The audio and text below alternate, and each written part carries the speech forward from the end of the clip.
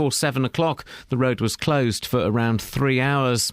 The US and the UN have both welcomed the resignation of the Iraqi Prime Minister Nouri al-Maliki. He'd been under pressure following a political standoff as he struggled to deal with the threat from extremists. Here, Downing Street has said it would favourably consider any request for arms from the Kurds as they try to repel the advance of the Islamic State fighters in northern Iraq. Sir Cliff Richard has denied any involvement in a historical child sex allegation that has led police to search his home in Berkshire. The BBC understands the investigation relates to an allegation of sexual assault which is claimed to have taken place at a Billy Graham event in Sheffield in the 1980s. The allegation was made recently. A Bedfordshire cricket club is set to have CCTV cameras installed to combat nuisance motorbike riders who have ridden across the pitch during matches. Houghton Chargers in Houghton Regis were threatened with expulsion from their league. The new security measures are to be funded by the council. The organisers of a world record attempt in Luton tomorrow are still waiting for a shipload of straw boaters to arrive from China. Wardown Museum is trying to amass the largest gathering of people wearing the hats, but Karen Perkins from Luton Culture says breaking the record won't be a problem. They have arrived in the UK because a lot of the body parts of the basic straw hat is actually made in China these days, manufactured out there. We've got over 1,000 already in the museum, and we only need 251 to actually break the record. The current record is 250, but we're aiming for 2,000. In sport, Milton Keynes Dons have confirmed that their League Cup tie at home to Manchester United will be played on Tuesday, August the 26th with an 8pm kickoff at Stadium MK. Ticket details have yet to be released. And Hertfordshire sprinter Jodie Williams is in today's 200 metres final at the European Athletics Championships in Zurich after winning her semi-final last night. The weather, a bright start, but with heavy and thundery showers later on, a maximum temperature 20 degrees Celsius. And you can get the latest news and sport online at bbc.co.uk/3 counties. BBC Three Counties Radio's big tour of beds, hearts and bucks. Lovely community here, and that's the strongest thing. It's all about where you live. Got the Bluebell Woods, which is about 5-10 minutes away from here. All this week, we're featuring Flamstead and Markyate. It's a very tight-knit family community and draws people in. The big tour of beds, hearts and bucks. BBC Three Counties Radio.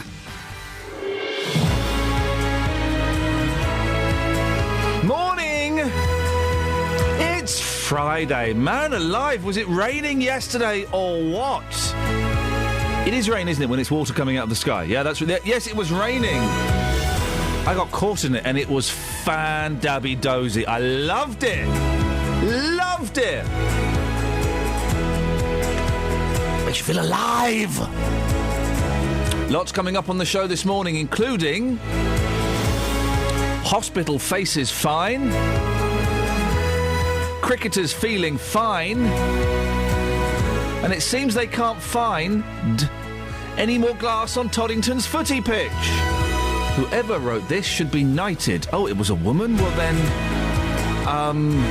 What do they give a lady? A pair of gloves. 08459 455 555. Across beds, hearts and bucks. This is BBC Three Counties Radio.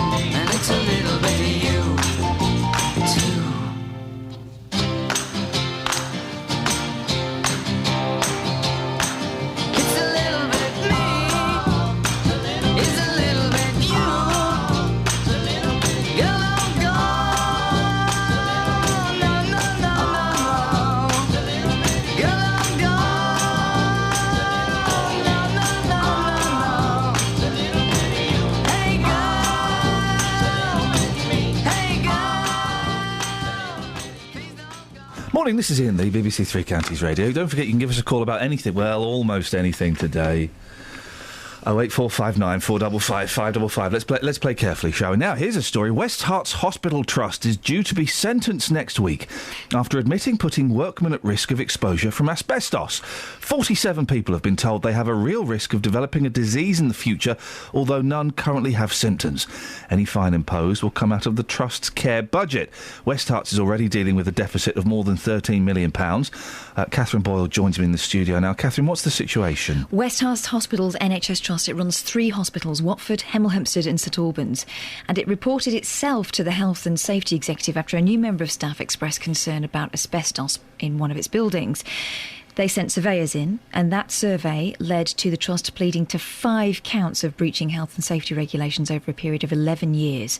47 members of the hospital's maintenance staff, as you mentioned there, have been contacted with the news that although none of them are displaying symptoms of any asbestos-related disease at the moment, there is, and this is a direct quote from the prosecution at St Albans Crown Court, a real risk that they may contract a disease in the future. Gosh. And the prosecution also described the Trust as reckless. I wonder how it was delivered. Was it a letter or a phone call, or how do you? It was a phone call. It was a phone call. Wow! Imagine getting that phone call. How terrifying! The reckless. The prosecution described the Trust. How is that comment justified? Well, I'm sure the West Herts Hospital Trust would have issue with that comment, but plenty of old buildings, including the one we're sitting in now, have asbestos somewhere in the structure, and the current feeling is that that is fine as long as it isn't disturbed. And it has to be said that the cost of removing it from every single building where it's present at the moment will be huge. We've talked about it in schools, haven't we? It's in schools, and it's generally fine as long as you don't move it or do anything, and to take it all out would cost a fortune. You don't want to set the fibres flying, that's the main thing. There are steps property owners can take to make sure that staff are not put at risk of exposure from these fibres, which if they get into your lungs, they can lead to non-malignant diseases, including scarring of the lungs or asbestosis, but also forms of lung cancer. And the court heard that by its own admission, the Trust missed numerous opportunities to put things right. The Trust admitted that at an early magistrates hearing that between the 1st of April 2000 and December the 6th, 2011, it had failed to ensure the health and safety of staff exposed to asbestos. There was no written plan, the risk wasn't managed, and the members of staff who were likely to come into contact with it weren't given enough information or training on how to deal with it safely. And the Trust also admitted it had failed to take steps to make sure that any risk of exposure was reduced to the lowest levels possible. What else has the Trust said? Counsel for the Trust said that changes had been made and urged against a hefty fine. And this year, as we said earlier on, they're running a deficit of £13.3 million. They don't want patients to suffer as a result of what's happened. So this fine would come out of money that would otherwise go to patients? That's according to the Counsel for the Trust. They said any fine would take money away from frontline services. Okay. So in a statement, and by the way, the Trust say they will join us in person on air after sentencing next week. Okay. But the Chief Executive, Samantha Jones, outlined what's been done to rectify the situation that was mentioned there, and said that while the charges concern events which predate my arrival at the Trust, I take full responsibility on behalf of the Trust Board for the failures which led to the prosecution. Well, good for her. She also said asbestos is common in buildings of the age of our hospitals, but the court found the Trust had not taken its responsibility as seriously as it should have done in relation to safe management of asbestos, and for that I apologise. So the verdict of the court has come in. We're expecting to find out how much they'll be fined next week. Well, good for her for saying, you know, I've not been there long, but I'll take full responsibility. So often new people get drafted in to cover these kind of things and go, well, it was the old regime, you can't... Oh dear, what a sad story. Just imagine getting that phone call. Awful. Thank you, Catherine. Speak to you later on. 08459 455 555.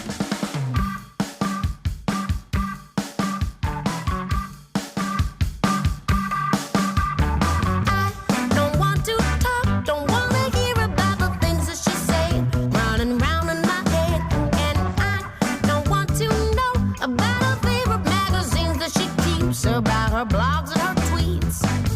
I'll tell you something, it ain't no mystery how your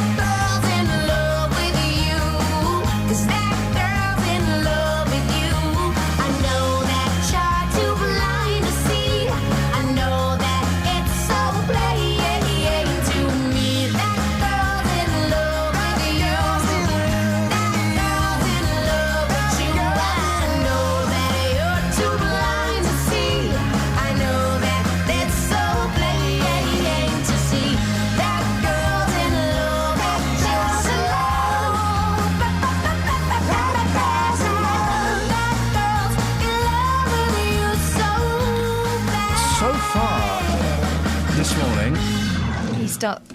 Oh, you're having a little cheeky conversation there. I nearly got you. We're talking about Justin coming back next week. Wait, what did you hear? What was the last bit you I'm heard? not saying. Oh. I'm not saying. I'm not here next week. Justin Dealey is sitting in for me, which should be good. We like Just. The music so far has been chosen by Kelly Betts. Welcome. It's been excellent. Do the rest of the show. I mean, the music-wise, don't host it. That's I'm me. putting something in now. I'm going to ruin it all. What are you going to put in? Are you going to put in Frankie? Yeah. Yeah. All right, you put in Frankie, and then Kels, you do the rest of the music. Oh. Okay, thanks. Well, it's been good, and we've got to play BBC. That BBC introducing track last week was awful. Which one? Not awful. I mean, brilliant. Which one was that? Awfully good. It was awfully good. It was a brilliant one. It's quite slow. Yeah, it was slow. You That's what I prefer mean. upbeat, don't you? I like a little bit of bouncy, pop. Oh, well, then you're in luck for today. Oh, yeah. give it! For real. For real. 08459, etc., etc., etc. Travel news for beds, cards and bugs. BBC Three Counties Radio. In Luton, Dunstable Road at the moment is closed between Westbourne Road and Shaftesbury Road. That's due to an accident that's happened there. Do expect delays on the M1 Luton Spur between junction 10A for the Kidneywood roundabout and junction 10 for Luton Airport, as those major roadworks are continuing. Just checking on the M25, it looks to be moving rather well. And the departure boards for the trains across the three counties not showing any delays so far this morning. Nicola Richards, BBC Three Counties Radio. Thank you very much.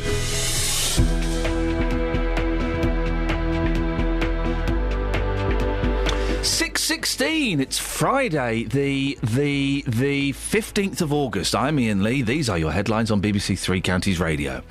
A Hertfordshire hospital trust is waiting to find out how much they'll be fined after pleading guilty to putting its workforce at risk from asbestos. An injured man had to be cut free by firefighters after a collision involving a lorry and 7 cars on the outskirts of Milton Keynes last night. And a Bedfordshire cricket club is set to have CCTV cameras installed to combat nuisance motorbike riders who've ridden across the pitch during matches. BBC Three Counties Radio.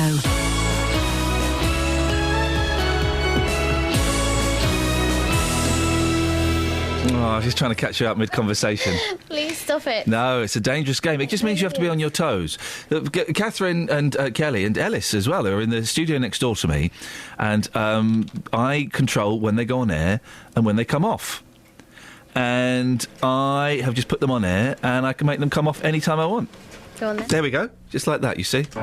Every weekday from 3. Spend your afternoons talking about beds, hearts and bucks. It's an amazing venue. If you haven't been to Amstel Park, get along. It's absolutely beautiful. Discussing the biggest stories. In terms of our people, we've invested £5 million to recruit new nurses. In the company of friends. Howard Berry, Ian Brown, Amanda Devlin. Amanda, what have you been watching this week? I went to the Happy Days. And debating the week's hottest topics. The biggest problem is actually lack of money, lack of opportunities, poor availability of training. The use of CCTV spy cars to catch people who park illegally is to be banned. Roberto Perroni, weekdays from 3. BBC Three Counties Radio.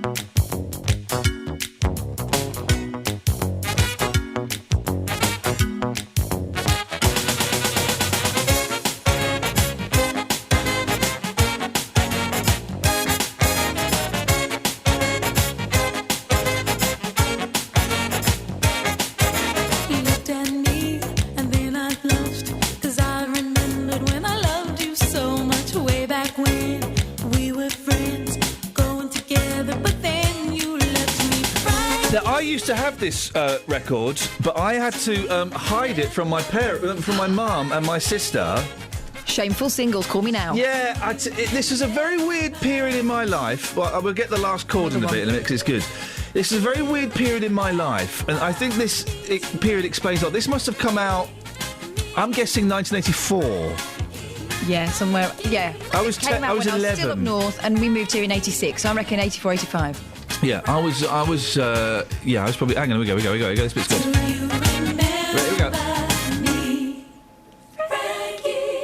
Oh, there's an extra harmony in there I don't remember hearing before. Oh, it's quiet. Yeah, okay.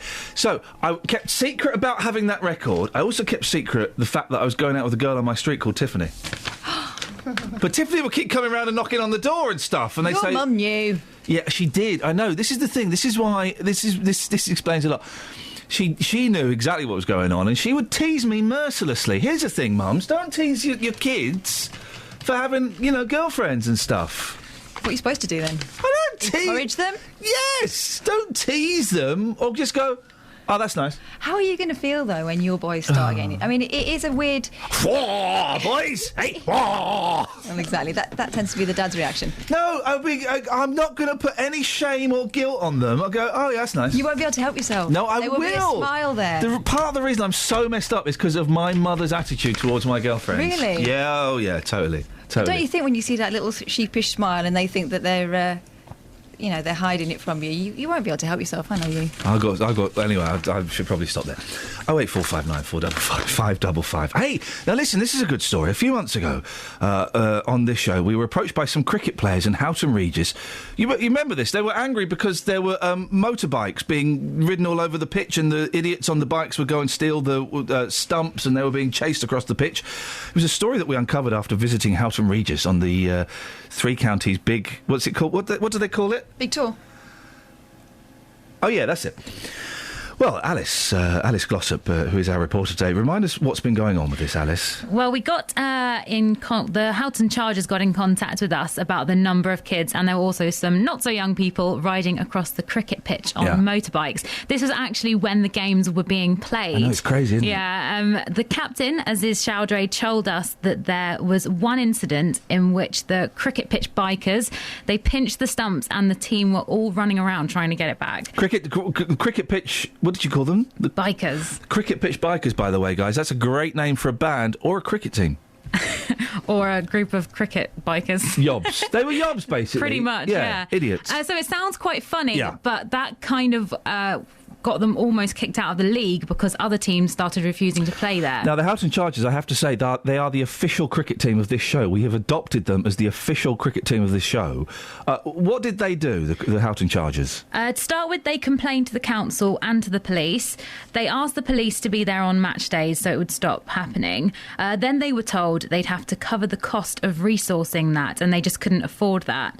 So they came to us. So we approached the local MP, Andrew Selous, and he grabbed hold of it with both hands. He said that cricket was a great British institution, and he made it his mission to ensure that Aziz and the boys could play without interruption. So that happened.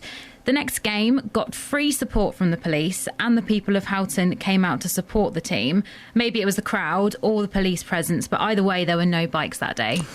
And what's the latest? Where are we now? I don't want to spoil it, but we called Aziz for an update yesterday. What? And he's a very happy cricketer. There have been some developments. Yeah. And you're not going to spoil it for us? I'm not going to spoil it. She's not going to... She's the reporter and she's not going to spoil it for us. Well, look, what's the point in getting Aziz on if we're going to say what he's going to say? Well, straight from the cricketer's mouth. But she's not... There have been developments, and he's looking forward to being able to use his cricket pitch whenever he likes, on his own, without any motorcycles. Have they electrified it? Have they electrified the cricket pitch? I don't want to give too much away. Have they made it like a hot plate so a bear can dance on it? I don't want to give too much away, but there is electricity involved. Wow, Ellis, thank you very much indeed.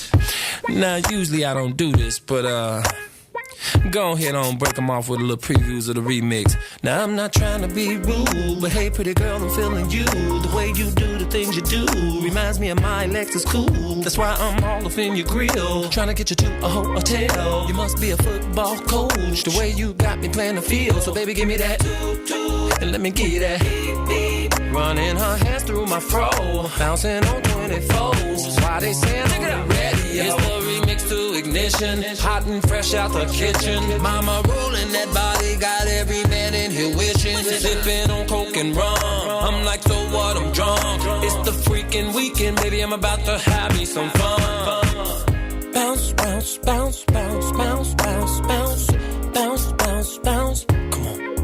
Now it's like murder, she rolled. Once I get you out them clothes, privacy's on the door, but still they can hear you screaming more. Girl, I'm feeling what you're feeling. No more hoping and wishing. I'm about to take my key and stick it in the ignition. So give me that. Let me give you that. Running her hands through my fro, bouncing on 24s. Why they say I'm ready? It's the remix to Ignition, hot and fresh out the kitchen. Mama rolling that body, got every man in here wishing. Sipping on coke and rum, I'm like, so what? I'm drunk. It's the freaking weekend, baby. I'm about to have me some fun. Crystal popping in the Stretch Navigator. We got food everywhere, as if the party was catered. We got fellas to my left, honey's on my right. We bring them both together, we got juking all night. Then after the show, it's the after party. Yeah, and after the party, it's the hotel lobby. Yeah, around about 4, you gotta fill the lobby. Then take it to your room and somebody. Can I get a can I get a running her hands through my fro, bouncing on 24. Come on, why they say I'm ready? It's the remix to Ignition, hot and fresh out the kitchen. Mama rolling that body, got every man in here wishing. Sipping on coke and rum, I'm like, so what? I'm drunk. It's the freaking weekend, baby. I'm about to have me some fun. It's the remix to Ignition, hot and fresh out the kitchen. Mama rolling that body, got every man in here wishing. Sipping on coke and rum, I'm like, so what? I'm drunk. It's the freaking weekend, baby. I'm about to have me some fun. Come on, girl, we off in this Jeep, fogging windows up, blasting the radio in the back of my truck, bouncing up and down, stroke it round and round to the remix. We just make it out. I think I've only just worked out what he's singing about. He's not singing about cars. Car maintenance, isn't it? He's not singing about car maintenance. He's singing about, well, relationship maintenance. Nookie. Travel news for beds, cards and bugs. BBC Three Counties Radio. In Luton, Dunstable Road at the moment is closed between Westbourne Road and Shaftesbury Road. That's due to an accident that's happened there. Also in Luton, one lane's closed at the moment on Stewart Street at King Street for some water main work that's taking place there. So far, checking on the M25 and the M1, both moving rather well, as is the A414. Just taking a look at the departure boards for the trains. Everything is running well across the three counties, no problems or delays. Nicola Richards, BBC Three Counties Radio. Nicola, thank you very much indeed. Coming up, we'll have a quick look at the papers with Catherine. I say quick, we'll take a leisurely stroll. I don't mind. If you want to join in, 08459 455 555. It's coming up to 6:30. Let's get the news with Simon Oxley. Across beds, hearts and bugs. This is BBC Three Counties Radio.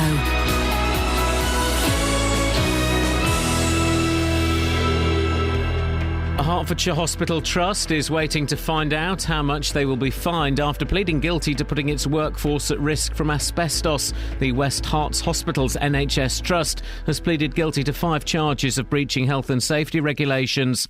An injured man had to be cut free by firefighters after a collision involving a lorry and 7 cars on the outskirts of Milton Keynes last night. The A421 was closed for around 3 hours, and Downing Street has said it would favourably consider any request for arms from the Kurds as they tried to repel the advance of the Islamic State fighters in northern Iraq.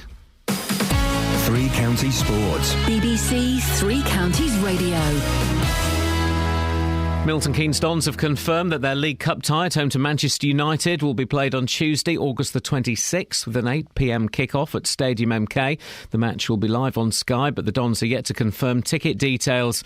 The Dons resume League One action at Peterborough tomorrow. In the Championship, Watford are away to Norwich. Midfielder Daniel Tozier says they aim to build on the opening day win over Bolton.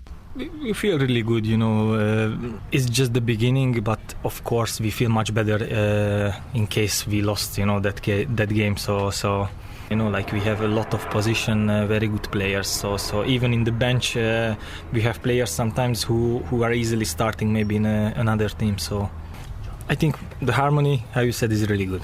In League 2, Luton host AFC Wimbledon, Stevenage go to Southend and Wickham are at home to Carlisle.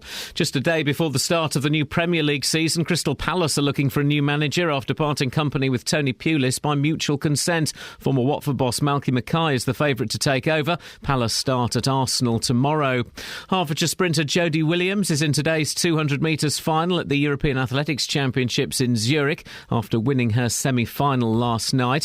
England's cricketers start the fifth and final test against India at the Oval this morning, leading the series 2-1. England's women will resume on 110 for 6 on the third day of their one-off test against India at Wormsley in Buckinghamshire. Yesterday's play was disrupted by heavy rain. England lead by 88 runs. And Bedford Rugby Club include 9 new players for tonight's first pre-season friendly at home to Old Albanians with a 7:45 kick-off at Goldington Road. BBC Three Counties News and Sport. The next full bulletin is at 7. Call 08459 455 555. BBC Three Counties Radio. Right, it's that time when I look at the papers with Catherine, but you're in there. Yeah, hang on. Whoa! What? Just doing like my proper job. Hang on. No, but what? Well, quick. This is awful, isn't it? I mean, supposed to be doing the papers. Hi.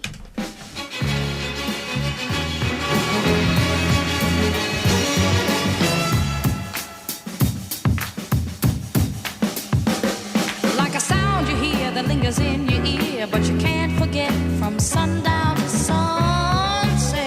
Now, it's all in the air, you hear it everywhere. No matter what you do, it's gonna grab a hold on you. California soul, California soul. You see the sun comes up every morning, and if you listen, oh, so carefully, the winds that ride on the high tide whistles a melody, so the people started to sing, and that's how the surf gave birth, I'm told, to California soul. California soul. When you hear the beat, you wanna pat your feet, and you got to move, 'cause it's really such a groove now. It's a brand new kind of thinking in your mind, and you can't go wrong, 'cause you're grooving all day long. California soul. California soul. We have a melody and the beat, y'all, but it didn't seem complete, yes, until they saw two lovers kissing. Oh, sure, they knew just what was missing. So happy they were rocking and reeling, because they had added that loving feeling to California soul. California soul. Might as well get with it. Sound you hear, the fingers in your ear. Oh, just get out and get it. Early in the morning till the sun goes down. Hey, that's loud enough. If I were a DJ, if I were a presenter of the calibre of Justin Dealey, I'd go, well, that was Marlena Shaw and California Soul, and was number one in 1973, this week in 1973. But you're not, so don't take that as read. Oh no, he's made that. I can't do that. I've tried to do. I was listening to Justin last Saturday. And I was. I can't do what he does. No. I can't do that music radio. I've tried. I can't do it. Because it sounds like I'm being sarcastic. Well, that was a big hit this week in the States in 1968. Up to number 4. Doing it in that voice as well isn't best, is it? Yeah, I can't do it. You've got to do it in the voice that sounds like, oh, I love that. Yeah. And I can only do it every single one. I can only do it if it's a song by the Beach Boys or Sparks or the Monkees. That's it. Or XTC. Otherwise, I'm not interested. That's one of my favourite records. But I bought the Greatest Hits of Marlene Shaw. Oh, yeah. Oh. Maybe it's a grower. Really? Yeah. That's the best song on it, by miles. I was hoping for more of that. Justin's in next week for me, which will be good. So he'll be enthusing about the music in a way that I am incapable of doing. He's going to be back, he's going to be bronzed, and he's going to be belting them out over the radio. Is he? What a star. What a star. Ah, right. Girl gains a nearly perfect score in all 4 subjects. And was it only hot 17, 18-year-old girls that passed their A-levels yesterday? You'd think so from the papers. All of the papers. And there are no other SWATs, because that's not what SWATs looked like when I was a SWAT. I know. It's all... And look, there's some girls in Cheltenham where, Although I did look like that. Wearing, like, shorts and short skirts, looking hot, When I was doing A-levels, girls didn't look anything like this. No. And there were blokes as well doing A-levels. All of the papers are just hot 18-year-old girls... celebrating. Yeah. Where are the ugly kids? Where are the ugly kids in this? Because ugly kids, as we know, are normally brainier. I didn't do What are you pointing at me for? Well, I'm saying I didn't do very well on my exams. You did. Yeah. Yes. Ugly kid. Student Tabitha Jackson picked up her A-level results yesterday along with and found she'd achieved an almost perfect score in all her subjects. The Brighton College girl dropped just 14 marks out of a possible 1,600. With an average score of 99%, I bet she's fun to hang out with. She was given the highest possible grade, A star, in English, Spanish, Latin and French. Nice. Well, good for her. Nice well choice. done. Nice choice. I did English and French and Spanish. And look where you've ended up. Yeah, exactly. So, well, get used to the disappointment, love. Yeah. Starts off with 14 points, ends up here. So, are there any pictures in the papers of like boys or ugly boys and ugly girls? Just having a look in the Sun. Tell you what there is on page 3 of the Sun. Well, you know what there is on page 3 of the Sun. Next to her, there's also that story about Berkhamsted's map, looking a little bit, looking a lot like a male member. I don't think I can even read that headline out. No, I know. Filth bags. I've got a direction. A massive. They've nicked our story, The Sun. Well done. I think they might have nicked a couple of our comments as well off the Facebook page as well, which is good for them. Oh, well, glad they enjoyed it. We should acknowledge it because it's on the front page of all the papers. Cliff Richard, of course. No one's been charged, but let's tread carefully. The Daily Mail stars furious police raid his £3 million home after claims of sex assault. Cliff, I'm totally innocent. Daily Express, I'm innocent. Sir Cliff Richard speaks out after police investigating child abuse claims raid his home. Let's all tread carefully, hey guys. He's annoyed that the media were there and they were alerted to it, and he didn't know about it. Of course he's not going to know about it. Of course he's not going to know about it. Search your house. There's so much we could say, so much we won't. I tell you what I will say, though. I got confused yesterday when the police were going... The footage, so I was watching it on the news. It's weird, isn't it? Because the way news works, we knew about it about half an hour before the world does. We get an email or a message saying this is going to be the story at 1 o'clock. It's embargoed, which means you can't talk about it until 1 o'clock. It just means that if someone in the area tips you off that it's going on, you don't say anything until the whole response has been decided. That's the reason, isn't it? You know, I didn't realise. You know, if we're a local radio station and he's in our patch and someone tips us off that that's going on, we'll send a reporter down there. Right. Of course we would. Okay. But you've got to make sure in this circumstance, when it's an operation that is sensitive, you know, a police operation like this, you've got to make sure that what you're doing isn't irresponsible. I got confused. I thought that the property they were searching, the whole thing was his house. No. Because it was massive. Enormous, isn't it? It was massive, but it's not, it's apartments. But still, I think there's only 34 apartments in that complex. So it's still massive. It's only Cliff Richard. He can't... I suppose he is worth a few quid, isn't he? Well, he is, yes. It's weird, though, because he's outside of... Well, in Europe, I suppose. But in America, he's nothing. Never had a hit in America. No, because he was supposed to be the British Elvis, and they had the Elvis, didn't they? They had the American Elvis. So that'll be a story to watch, won't it, of course? What else have you got in the papers? It absolutely is. Oh, there's this story here about There's not a lot, by the way, guys. A little girl taken ill on a flight. Plane passenger ignores warnings, chews on snack and almost kills allergy girl. This is a girl with a nut allergy. She was on a plane, a Ryanair flight. She's only 4, and the mum had told staff about Faye's allergy. You know, if you've got a nut allergy, you can't even touch something that someone who has touched them has, put their fingers on. Really? Well, it can be that sensitive. Yeah, Really? Yeah, it can be that sensitive. But a man sitting 4 rows from the family carried on munching from the packet he'd brought onto the plane. Right. Air vents blew the nut traces towards her, who fell ill 20 minutes into the 4-hour flight from Tenerife to Stansted. Of course, the mum's going to say the man's terribly selfish. Apparently, the little girl's face was swollen up and blistered, blocking her airways. It's dangerous. Where do these allergies come from? I don't know. Because you didn't have nut allergies when I was a kid. I got a friend who's allergic to, I think it's mushrooms, and he has to carry an injection around with him. I don't know what's in the injection. And I keep saying, go on, have a mushroom. I want to see what happens. And then I want to see him inject him. Listen, and it's very sad about this young lady, but these allergies, where have they come from? I don't know, but you can't say that this is made up. This is a little girl who displayed symptoms. You're right, you're right, and in this little girl's case, but there are, you can go to like certain health stores and they'll test you for allergies, and you come out and you've got a list of about 150 things you're allergic to. And it has to be said, some people do self-diagnose. Yeah. So but this is very real in this case. Saying that, I am allergic, as I've said before, to hot chocolate. You're allergic. Yeah, my skeleton is allergic to hot chocolate. I've told you that. No, you haven't. I've told you I'm allergic to hot chocolate. You've never told me that. Do you mean the band or the drink? Kels, have I told you I'm allergic to hot chocolate? No. Ellis, did I tell you? No. I told a girl, and you're the only 3 girls I know. So are you allergic to normal chocolate? No. We've had this conversation. What? Guys, it's open your eyes all over It's the again. obvious conversation. I think you might have spoken to another woman. Oh, dear. What if you drink it without heating it? I don't know. Well, then it's So horrible. is it the powder?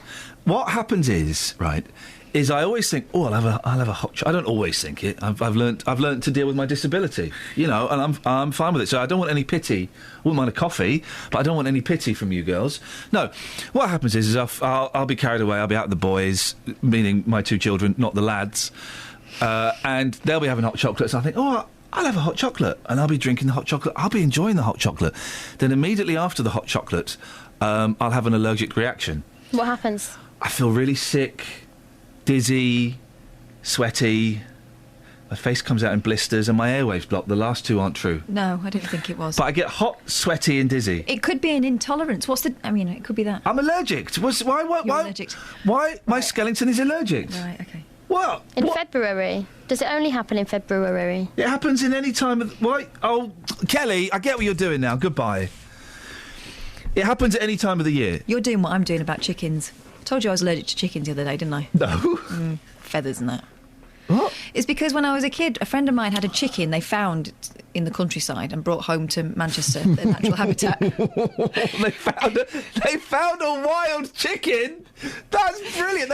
They nicked a chicken. They stole a chicken from a farm. They found a wild chicken. And we were playing with it, and I came up in lumps, but I don't know whether it was that I'm allergic to chicken alive, because I can eat it dead.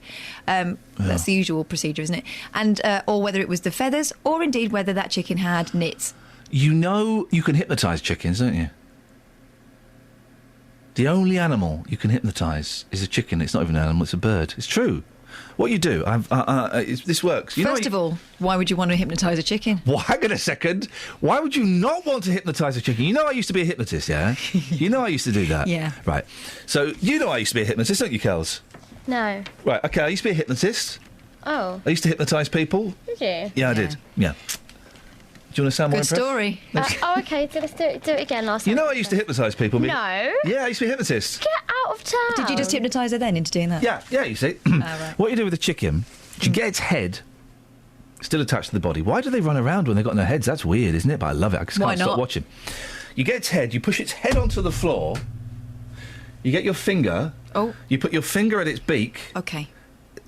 What? This is absolutely true. Someone will call in and... some chicken hypnotist will call in and tell me. See, I will never do this because it'll make me go lumpy. Well, OK, I'll do it for you. You watch from a distance. Okay. Or I'll film it on my phone. Okay. Put the chicken's head on the floor. You get your finger, Peter Pointer. You put it at the end of its beak and you draw a straight line out from its beak. Out.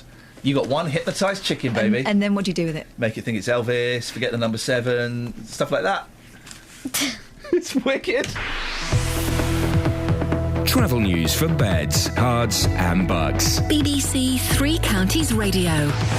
In Luton, Dunstable Road is closed at the moment between Westbourne Road and Shaftesbury Road following an accident that's happened there. The M25 so far this morning looking rather good on camera, not seeing any major problems or delays. Taking a look at the M1, building up a bit on Luton Spur between junction 10A for the Kidneywood roundabout and junction 10 for Luton Airport as those major roadworks are continuing there.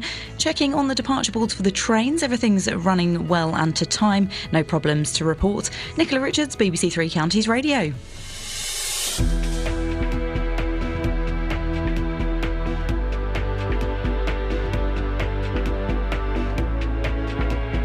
Thanks, Nicola. 6:46. It's Friday, the 15th of August. I'm Iain Lee. These are your headlines on BBC Three Counties Radio.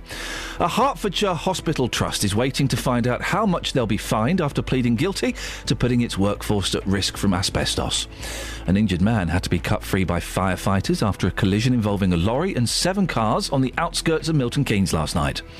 And a Bedfordshire cricket club is set... Well, hang on, do we want to read this about the No. You said you didn't want to ruin... Alice didn't want to ruin the surprise, and the surprise is here. It says here they're going to get... Whoa! Shush. It says here they're going to get shepherd's bush for their supper. Okay. Shepherd's bush? Pie, hopefully. Well, maybe shepherd's bush, I don't know. Georgina with the weather, please. Beds, Hearts and Bucks weather. BBC Three Counties Radio. Good morning. Well, for some of us, it's a dry, bright, if somewhat chilly start. However, there are a few showers around and they are set to continue. So the Met Office have got a yellow warning in place from 11 this morning until 6 this evening. That's because although quite isolated, so many of us won't see them, they're going to be pretty heavy where they do fall, perhaps even thundery. Now, if you do avoid those showers, you could have quite a pleasant day with sunny spells and light northwesterly winds, temperatures reaching about 20 degrees Celsius. So the showers continue through this evening, but they do die out overnight, and then we'll be left with clear spells, a bit cool again with lows of 12 degrees, but maybe even getting down to single figures away from the towns. Tomorrow, a bit cloudy in places to start off with, but that clears fairly early on to sunny spells, and then we're left with a largely dry day, quite fine really, and just 1 or 2 showers around, but many of us having a dry day, temperatures reaching 20 degrees Celsius. Now, overnight on Saturday, the winds strengthen, so we've got quite a breezy day on Sunday with patchy rain. It's going to be feeling quite a bit cooler, and that continues through the beginning of next week, as does the breeze, and a few showers around as well. That's your latest forecast. Nick Coffer, across Beds, Hearts and Bucks. This afternoon, as part of our big tour, I'll be live from the Hertfordshire village of Flamstead. 2002, we held the first one. We had 76 scarecrows on display. It's the annual Scarecrow Festival, and I'll be attempting to make my own scarecrow for the competition. Well, you get a couple of black bin liners and stuff them with straw, and then fill, have one attached to the top inside. Plus, I'll find out the link between space comets and the straw people, have a look at the local history, and speak to those who make the event happen every year. What a great way to get people into a local village. Nick Coffer. Live from Flamstead, today from midday, here on BBC Three Counties Radio. It's my favourite part of the week, where we get to play a song by a local unsigned... Why are you holding your chest like that? Why not? OK. An unsigned artist, band, group... duo, singer-songwriter, disc jockey... Producer... MC... Muso... any one of those... Who makes a noise. Guys. Rhythmic. And Kelly Betts, who have we got this week on the BBC Introducing Corner on this show this morning? I'm trying to do a Muso voice. Really? Yeah, it's my Muso voice. No, don't do that. What do you reckon, Ellis? A good Muso voice? I sound a little bit bored. Like John Peel? Sure. John Peel's always bored. Yeah, he did it better than that. Can you do a John Peel? Well, coming up, my name's John Peel. No, that's not John Peel. Mine always So it's Cal Strange. Hang on a second. Hang on a second. We're going to do this. We're going to get a good... We're going to go through this one at a time, and we're going to do our John Peels, OK? Coming up, the Bonzo Dog Doodah Band with... Coming up, it's the Nelson's Willie with their second EP called Bum Bum. Coming up, it's Cal Strange. I'm going to play it in the right speed today. I don't know where I'm supposed to be from. Ellis, let's hear yours. Do you know who John Peel is? No. Whoa! Whoa! What? I'm sorry. But I've got the gist of the voice. OK, you don't know who he is. Let's hear your impression of him. Coming up, this is the Cal Strange with... What's the song called? It's actually good. Fair play, that's the best. That's the best one, isn't it?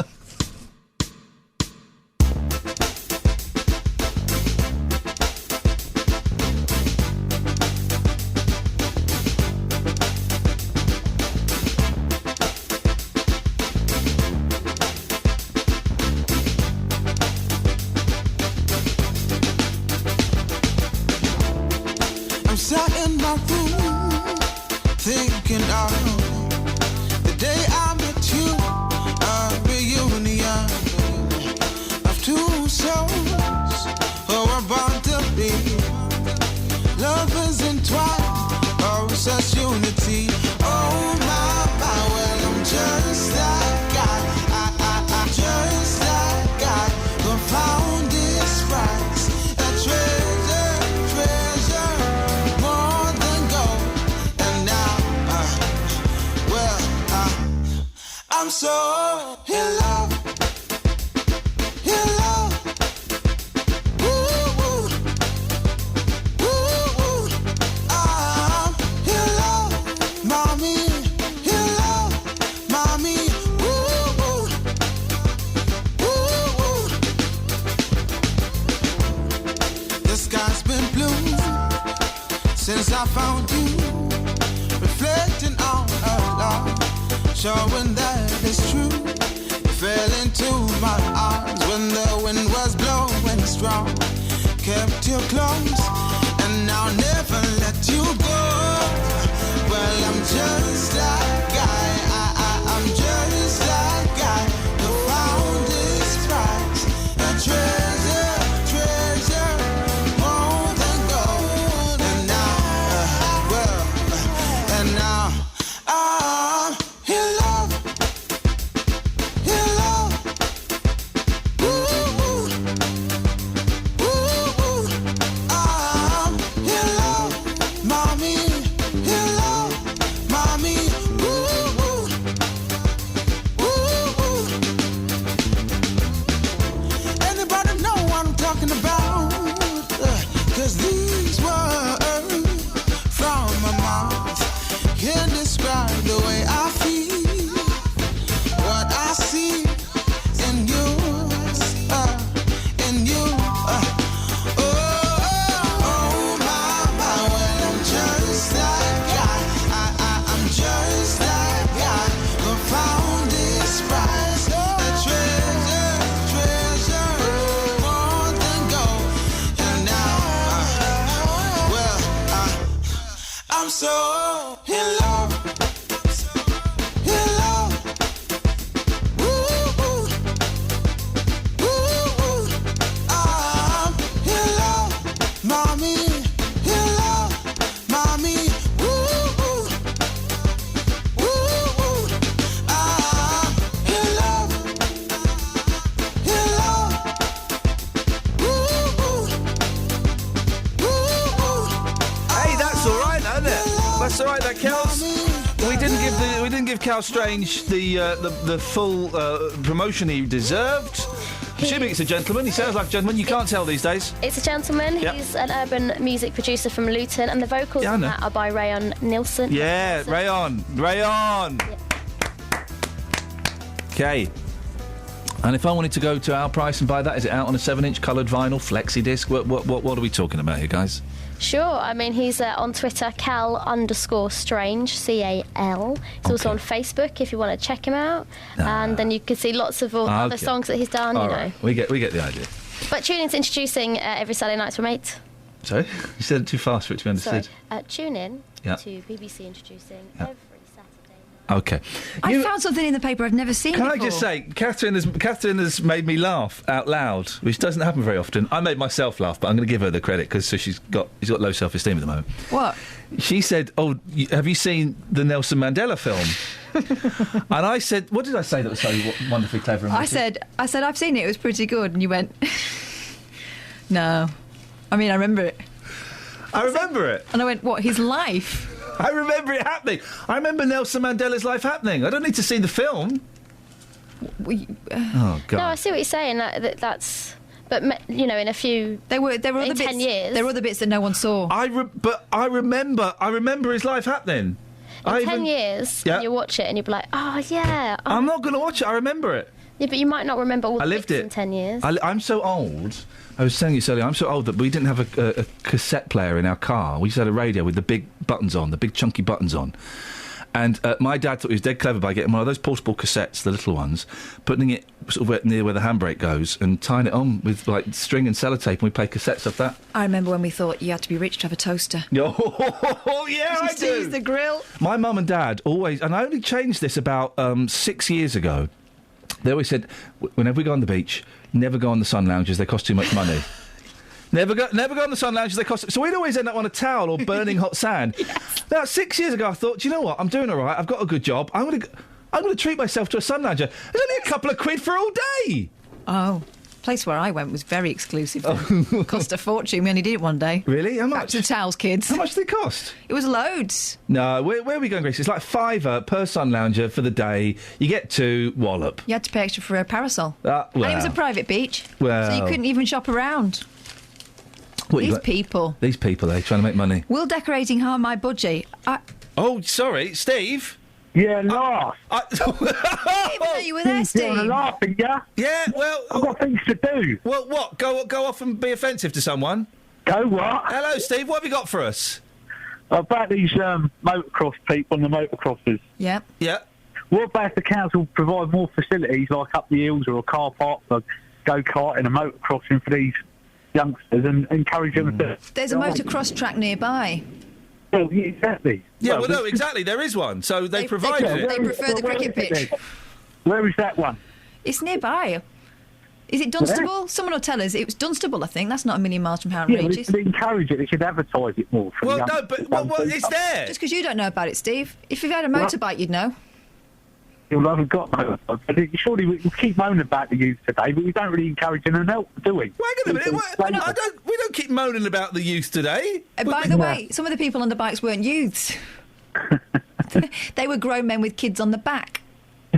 Well, so, Steve. But anyway, they need to provide better facilities. No, they've got the facilities! Yes, they need more from them, didn't they? And advertise it more, you donut. Thank you very much indeed. What did they call you? A donut. Good. You got 20 seconds. What you got? Will decorating harm my budgie?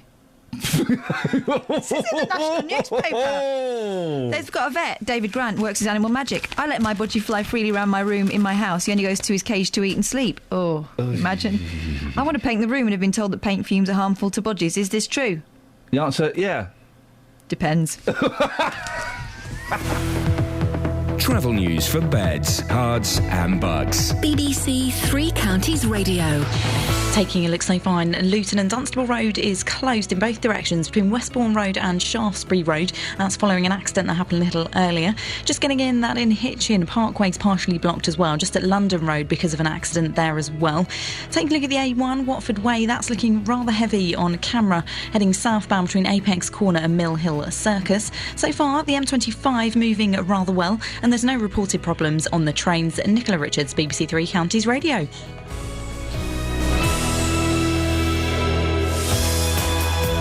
I can't trust anybody here. I've just got Catherine trying to snaffle my boots. Ellis is learning about John Peel. We will quiz her later on in the show and find out what happens. Here's Simon. Local and vocal across beds, hearts and bucks. This is BBC Three Counties Radio.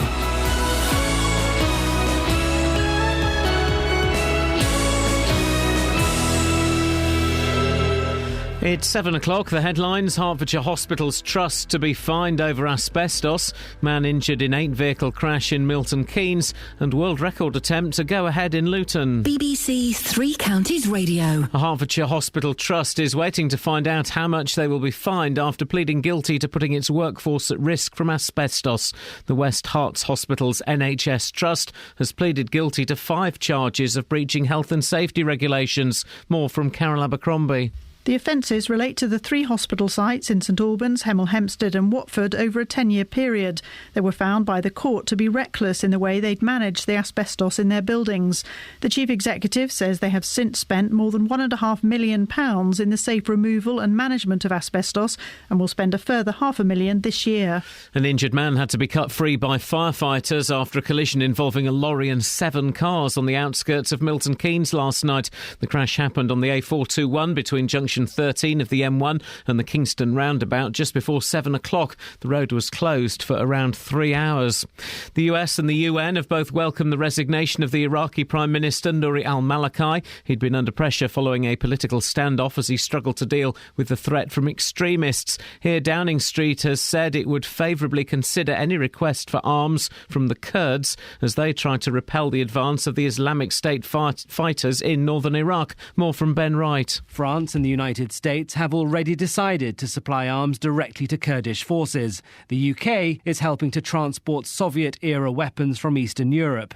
But at yesterday's meeting of the government's emergency committee, COBRA, ministers agreed to favourably consider any request for arms from the Kurds.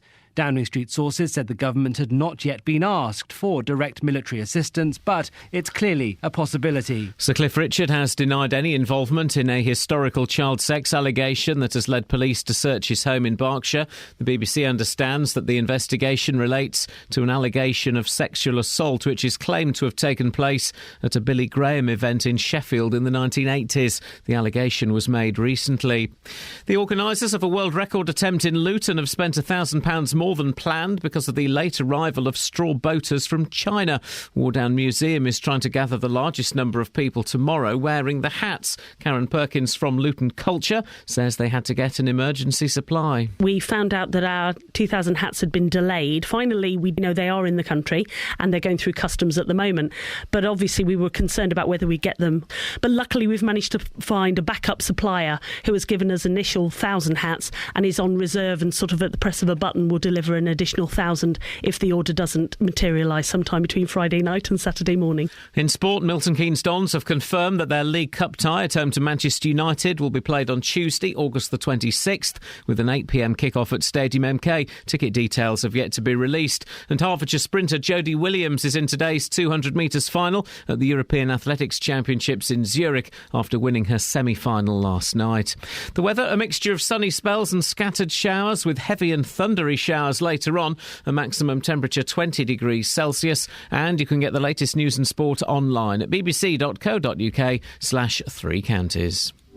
BBC Three Counties Radio's big tour of beds, hearts and bucks. Oh, it's lovely. It's a really friendly community. All this week, we're featuring Flamstead and Markyate. People that are living in Markyate have been for generations. Friendly, because everyone kind of knows each other, because it's really small. It's all about where you live. I think it's a typical English country village. The big tour of beds, hearts and bucks. BBC Three Counties Radio.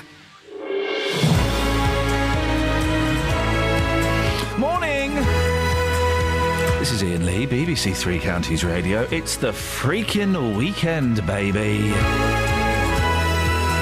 Lots coming up on the show, including hospital faces fine, cricketers feeling fine, and it seems they can't find any more glass on Toddington's football pitch. Yay!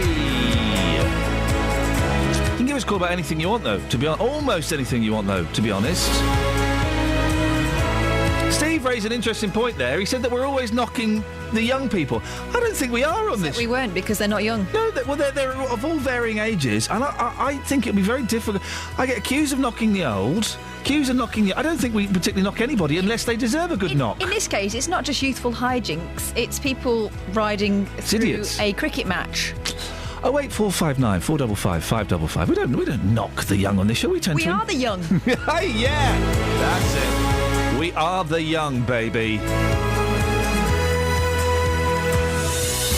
Across beds, hearts and bucks. This is BBC Three Counties Radio.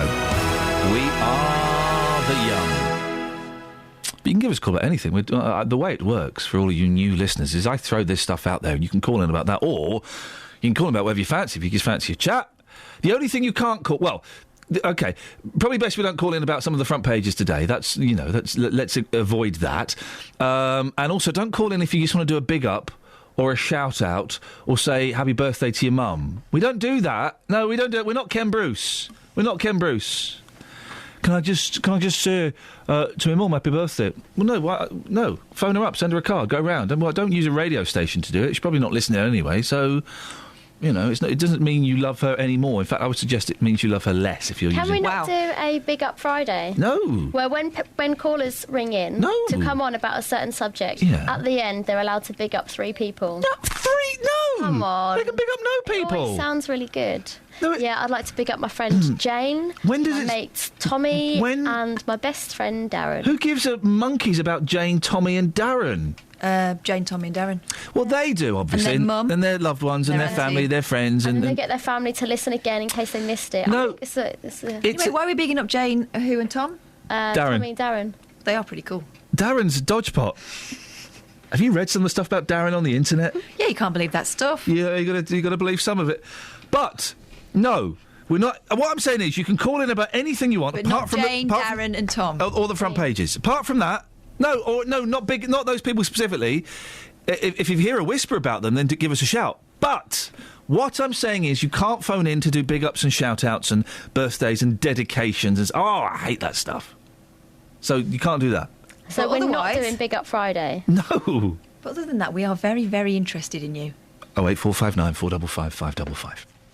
Now, West Herts Hospital Trust is due to be sentenced next week after admitting putting workmen at risk of exposure from asbestos. 47 people have been told they have a real risk of developing a disease in the future, although none currently have symptoms. Lynn Squibb is co-founder of the charity HASAG, which helps families of those affected by asbestos-related diseases. Good morning to you, Lynn. Hello there. HASAG, I hope I'm pronouncing that properly. What does that stand for? It used to stand for Hampshire Asbestos Support and Awareness Group, but we now cover the whole of the south of England and the surrounding counties to London. OK, you need to find something for that letter H to stand for. Then. You'll work on it, I'm sure you will. Now, obviously, you can't talk about this specific case, but what kind of people do you help? What stories have you heard? Well, predominantly we visit people in their homes that have been diagnosed with a disease called mesothelioma. It's a terminal cancer, normally of the lung, although it can be of the stomach or the lining of the heart. And we help them complete a number of forms and benefits that they're entitled to because of their previous exposure to asbestos. And we've spoken to a gentleman whose name escapes me, unfortunately, but whose wife died of this disease. Mm-hmm. It's a pretty grim way to go, isn't it? Unfortunately, it is. I mean, obviously, these days there's medication and so on that makes it as comfortable as possible, but it can be incredibly painful. The symptoms aren't very nice. And once you've been given the diagnosis, although there is an offer of some chemotherapy and, in the odd occasion, some surgery, the life expectancy is very low. It's a very poor prognosis. Now, for any families listening who may suspect that they or a loved one, may have been at risk at some point in their life, what's your advice to them? There's an awful lot of people that would have been exposed to asbestos over the last 40 or 50 years. My advice to them would be try and live life as normal. We all have a certain amount of exposure to asbestos if you're over a certain age anyway. So I wouldn't spend your life trying to look out for it. I think it's incredibly important that we try and live as normal as possible. But if people have got symptoms similar to the campaign that was on TV about if a cough lasts more than 3 weeks, or you're suffering with severe breathlessness, then obviously go to your GP. Mm. In this, it's interesting that the hospital here, the trust, have come out themselves. They've done this investigation. They've announced it themselves. Is that usual? Do companies normally do that, or are they normally forced to by employees who have become ill? That's difficult to say. If a company or a trust knows that they've exposed somebody, it hasn't been uncommon in the past for there to be a register of people that were exposed, so that if there was any development in a disease at a later date, it would be more straightforward for them to claim compensation. But sometimes companies are forced to admit that that's what they've done. It's a weird thing, isn't it? Because it's everywhere. Asbestos. It's in this building. It's in schools. It's in hospitals. It's everywhere. Should we be looking at completely removing it? Well, ideally that would be absolutely fantastic, but logistically and financially that's almost impossible to do. We've been involved in a campaign to remove asbestos from schools. In Hampshire, about 80% of schools have still got asbestos in them, and it's the young children, with young lungs that you worry about. But the government just say that they can't afford to remove all of the asbestos, and it's all about management. So any public building, like hospitals, schools, etc., should have legally an asbestos register, so that they know exactly where all the asbestos is within the building, so that if anyone comes in to do maintenance or any work's done by people that are employed by the schools or the trusts, will know exactly where it is, and if they need to get to that area, they'll get specialist asbestos removal companies in. Lynn, if people want to find out more about your charity, where do they go? If they log on to our website, it's www.hasag.co.uk. Brilliant. Thank you very much indeed. HASAG, that's Lynn Squibb, co-founder of HASAG, West Herts Hospital Trust. Have said they can't come on this morning, but they're more than happy to talk to us when the sentencing has taken place. So hopefully we'll be talking to the chief executive maybe next week or the week after. Across beds, hearts and bucks. This is Iain Lee. BBC Three Counties Radio. Had a Chinese last night for my supper. £15 minimum order. Oh. So that means tonight I'm having Chinese leftovers. What do you have? I had... at the moment I'm loving the sweet and sour pork. Oh, yeah. Sweet and sour pork. Pork balls or pork? Huh? There's a difference. Sweet and sour pork. Okay, just not... And like some honey glazed rib type thing. Nice. Yeah, that's what I've got You're for into tonight. the ribs, aren't you? I love the rib. I love a good rib. Love a rib. What are you smirking for there? No, I do as well. That's why I'm smirking. I'm just thinking about ribs. I had a dream as well last night that I had my whole... what do you call that bit of the body I'm touching? Torso? Yeah. Rib cage? Torso was... I had to have it cut open, and I had a massive scar all the way from... I'm going to say it, just above the left nipple, down, round underneath the navel, up above the right nipple. Little image for you there, That's a great ladies. dream. What was the problem? I don't know what the problem was, but I know I had a massive scar, and I kept lifting my jumper to show it to people, and the scar was weeping. Wow, that's something we didn't really need. I love that dream. Last night I dreamt I fell asleep in my car. I love other people's dreams, don't you, on the radio? It's one of the dullest things ever. But it had such a profound impact on me that I think something's going to happen to me. Is it because you've been spilling your guts too much? No. Nice. Oh, nice. No, it's because I watched that film and his face is all scarred up. Oh, right. Is that... Yeah, that's where it comes from. So, have we got any calls, or do I have to turn this into... Yeah, we've got Dave Luton. Oh. Do you want him big now? build-up. No. I can get him now. If you want. I was saving him because he's Good. basically radio gold. Yeah, okay, maybe, I'm looking at you, producer Kath, maybe her idea of Big Up Friday wasn't such a bad idea. Yes. Well... Let's hold fire on that. You sure? Yeah, look, let's not panic. If the only call we've got is Dave Luton... Whoa! It's a golden call. Yeah, only because he's a plum. No, he's not. I'm saving him for peak time. Which will be in precisely 3 minutes. OK. I'm just worried that we haven't got any phone calls. 08459 455. Well, you basically told them at the top of the hour that you weren't interested in their lives. No, I told them I wanted them to call in. I just didn't want Unless them to... they were called Dean, No. Darren, Sharon... And Tommy. Pete and Clive. No, I didn't specify the names. Anyone can call in of almost any name. Darren. I don't want Darren calling in. What was the other one? Tommy. I mean, Tommy can call in if he wants. I'd rather he didn't, but we're desperate. And what was the woman's name? Jane. Jane? She drives the dogs insane. Go that in the rain. So what I'm saying is, we need to consider Big Up Friday as a possibility. If we want to get phone let me calls... consider it. No. How about they call in about what we're talking about, but off the back of it... They win a big up. They can big up some people. They can win a big up if they answer a question. Sure, yeah, hey, let's do that. It's the Friday Fun Quiz Big Up Bonanza. Yes. Oh. Yeah? Really? It's got some of those words start with the same letter. Everyone loves that. We just need somebody to call in, not David Luton, to test it out, to see if it works. I wish we practiced this. 08459 455 555. Would you like to be the first Friday quiz Friday fun time, quiz time, big up bonanza bonus. And yes, I'll be honest, guys. This is the script for the show. Hang on. Don't throw that away. Don't throw that away. You didn't tear it. That was funny. Tear it. Those two bits of paper were tougher than I thought. I think one may have been laminated. The script's gone, guys. Fortunately, it's backed up on the computer. Oh, right, nice. I couldn't tear it. Travel news for beds, cards and bugs. BBC Three Counties Radio. Building up at the moment on the Great North Road, just at the Black Cat roundabout, where those major roadworks are continuing. In Luton, Dunstable Road at the moment is closed between Westbourne Road and Shaftesbury Road. That's following an accident that happened a little earlier on. The M25 heading anti-clockwise, starting to look quite heavy on the cameras on between junction 21, the M1, and junction 20 for Kings Langley. Also very slow at junction 16 of the M40 as well at the moment. Watford Way's looking heavy on camera between Apex Corner and Mill Hill Circus. So far on the trains, everything's running well, no problems or delays. Nicola Richards, BBC Three Counties Radio. Thank you very much. 7:16, it's Friday the 15th of August. I am Iain Lee. These are your headlines on BBC Three Counties Radio. A Hertfordshire hospital trust is waiting to find out how much they'll be fined after pleading guilty to putting its workforce at risk from asbestos. An injured man had to be cut free by firefighters after a collision involving a lorry and 7 cars on the outskirts of Milton Keynes last night. And a court has heard how a dog from Luton bit someone at Crufts.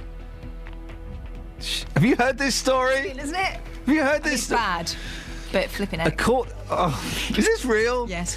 A court has heard how a dog from Luton bit someone at Crufts shortly after winning a prize for obedience. Wow. BBC Three Counties Radio.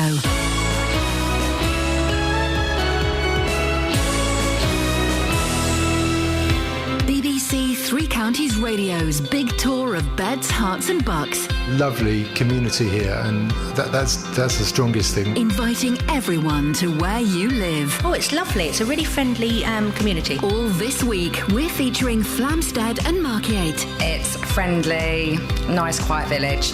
Great place to bring up the children. Never walk out the door without seeing people that you know and saying hi. If you've got a story everyone should hear about, let us tell them about it. Got the Bluebell Woods, which is about 5-10 minutes away from here. You can get a Queen's counsellor talking to a plumber on exactly the same level. Friendly, because everyone kind of knows each other, because it's really small. The big tour of beds, hearts and bucks from BBC Three Counties Radio.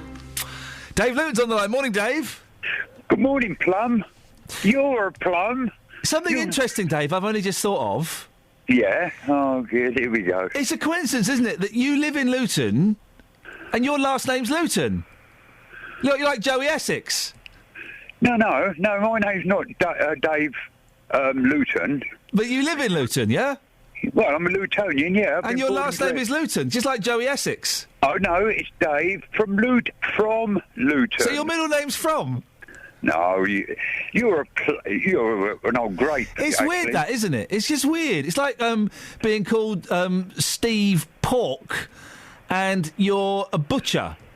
No, all right. When then Dennis rings up from Dunstable, his name's Dunstable. Or Barry Books, and you work at Waterstones. No, you should be saying this is Dave from Luton, not Dave Luton. Or Mark Feces, and you're a toilet cleaner. It's like that, isn't it? Is it? Oh, dear, oh, pray. Who are you calling a plum, pal? Sorry? No, who are you calling a plum, pal? I don't know, Dave Luton. Oh, well. Well, if you moved somewhere else, if you moved to Stevenage, would you change your name to Stephen Luton? If I'll move to Stevenage, because I can still pick up the 3CR. I'll go to Northampton, Would you change your name to Stephen Luton and tell people your age? Well, people knows my age. Do they knows it? Pardon? I don't knows it. Well, do I have to tell you? You don't have to. It's no law. Oh, 71. What are you laughing at, pal? I just would have thought a 71-year-old would have known better. Who's on next week, Catherine? Because you've got a week off. Hooray! Dun, dun, dun, dun, dun. Yeah, sorry? Right. Wait, what on earth are you talking about? No, it's Dealey's on next week. Oh, it's all right then. Yeah, I don't mind Justin. No. He's my mate. Well... Yeah. All right, pal. Right, these hospitals... Oh, here they go. Here he goes again. What? These hospitals, OK, go on. They're hoping not going to get a big fine, but if they do, sadly, as you said this morning, patients are going to suffer. This is the thing. Why must patients suffer for their negligence? The patients haven't been negligent, mate. It's nothing to do with them. No. The hospital is negligent, the management there, etc., etc. So why must the patients suffer? Well, because they're patients. They go to a hospital because they're ill. That's why they're suffering. If the fine... They're hoping the fine is not going to be big because they said the patients are going to suffer. Yes. So why must patients suffer for other people's negligence? So the hospital should get off scot-free? Well, why? Well, yes, if that's the way it is. Okay, so if people's lives have been put at risk, right, because of the hospital's negligence, then the hospital should get off scot-free? Well, if they're going to be fined... Patients are going to come under suffering as well, aren't they? Well, yeah, but so what? Okay, so the option is that either the hospital pay or they get off scot-free. Which do you recommend? Well, on the patient side, they should get away scot-free. Okay, so where does the money come from? Well, that's some. All these, like the National Health and the councils and all these other places that's being fined, they're laughing their heads off, aren't they? Because they're not paying it out of their own pockets. They're taking it out of their funding, which the patient has got to suffer. The hospital trust is £13 million in debt. Well, but then the patients have got to suffer, so what are they going to go out without their dinner? What? All the patients are going to go without their dinner at dinner time. I don't think that would make up the £13 million deficit. No, not. I'm just talking about a dinner at dinner time. Other things. I'm having a Chinese tonight, leftovers. You know, and they're going to have their special drugs that's going to cost £9,000 to save them from dying, to pay back this fine, because these hospitals are laughing their heads off. So why must the patient suffer? Dave. That's the only answer. That's the question. Well, that's a question. What's the answer? And I want it answered. OK. Call 08459 455 555. BBC Three Counties Radio. He's like Confucius, that fella. Not Confucius, confusing. Just as good the second time round. Now, a few months ago, this show was approached by some cricket players in Houghton Regis who were angry that their pitch was being invaded by yobbos, kids and older people on motorbikes. They're riding through the pitch in the middle of the game. Well, we managed to get in touch with the MP for South West Bedfordshire, Andrew Selous. And he kind of looked into it. The local police looked into it. My show have looked into it. There's been some progress, apparently. As is Chowdhury, he's the captain of the cricket team, the Houghton Chargers. The official cricket team of this show, I'll have you know, as is. Hi, good morning, Iain. Good morning. Now, listen, this has been a nightmare for you. Just remind us how bad it got and what's been happening. Well, now, since we last spoke in June, unfortunately, we didn't have any game at home because it's supposed to be one on 9th of August, but the opposition team conceded. Yeah. And the reason was they gave them because they couldn't raise the team. So I hope that's the reason. Oh. I really, first of all, I and our club is very grateful to BBC Three County Radio, you, like Iain, Catherine and Kelly, because of this, Andrew Selous intervened in that, and he spoke with police and also antisocial behaviour unit, and they're working on that. And I've been constantly keep in touch with Andrew and the police. They are making sure they present in the the matches, the home matches, to avoid any disruption. And also antisocial behaviour and police, they are thinking to put CCTVs in the specific areas. So there's going to be CCTV cameras on looking at the pitch? Yeah, it might be one of the area will be the pitch. Beautiful. So they are thinking about putting the CCTV in the areas. This is was the latest, but I don't know when they are going to do. But I obviously previously I criticized police, and that's because they didn't help. But I must say that they are now. They've taken this on board, haven't they? Because one of the stories we did talk about in the past, and this has been a nightmare for you. You're a really successful team. You nearly got kicked out of the league. Yeah. And one of the things that you asked the police to help, and they said, "Oh yeah, sure. You're going to have to pay for every copper that comes and polices the match." Yeah, that's right. 30 to 40 pound, I think that was. Which is crazy. But your next match, which is coming up, I think, is it next weekend? Next weekend, Saturday. You're going to have some specials there, are you? The thing is, the match is very important for us because we are on top of the league and we are playing against Tevenham. And they are the second on the table, so it's kind of final for us. So I really want our home spectators to come and. Where are the Houghton Chargers on the table, as is? We are on the top of the table. You're number one. Oh, yeah. Hey, yeah. Right. So you're number one. You're playing those slackers who are at number two in the table. You're going to whip their backsides, as is. I think we are obviously working hard because it's the hard work of all 6-7 months to get to that stage. We don't want to lose. Listen, seriously, the Houghton Chargers is the official cricket team of this show. Tell us exactly when this match is, because we want as many people to go down there as we can. The match will be on the Houghton Ridges, the green, and we'll be starting our match at 2 o'clock, and 2 p.m. What's the date? The date was 23rd of August. Awesome.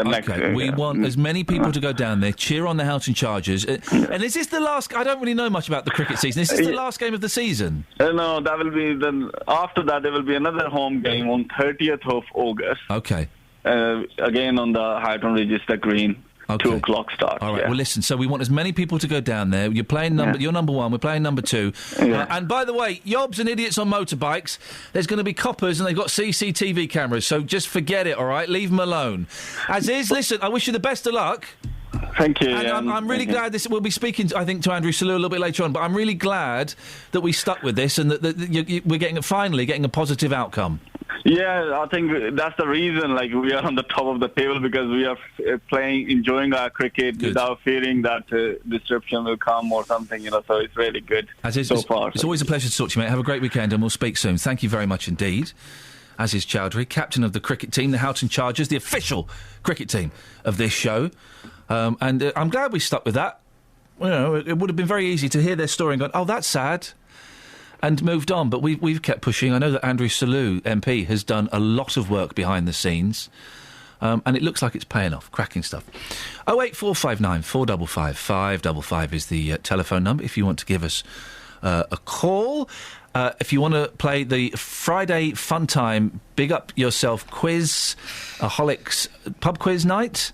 What? Are we really doing this? Well, the thing is, we've got no phone calls. I've noticed that Jonathan's show gets... I got phone call envy. Jonathan doesn't do quizzes. No, I know. He's just got... people like him. I've got phone call envy, OK? His phone calls are bigger than my phone calls. He doesn't get Dave Luton phoning up. He does sometimes. Yeah, I know. Even Jonathan has quiet days. But he gets, proper intelligent people phoning up. People who've got something to say. Yeah. People who've got an opinion. If that's you, call me now. 08459 455 555. It's worth a chat. I've been listening to his show, and I think it's a little bit more complicated than just saying if you've got an opinion. Oh, no, they do say that, don't you? If you've got an opinion, give us a call. I mean, it is more complicated than that, but we can always give it a try. Yeah. Can we not just kidnap Jonathan?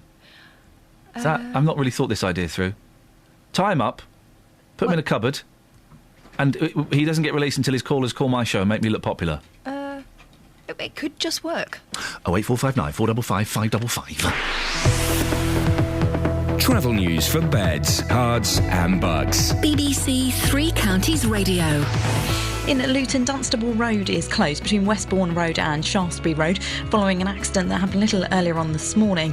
In Luton, there's a lane closed as well on Windmill Road at Park Viaduct. That's due to some roadworks that are continuing there, so do expect some delays. So far on the M25, heading anti-clockwise, rather slow moving on the speed sensors between junction 21, the M1, and junction 20 for Kings Langley.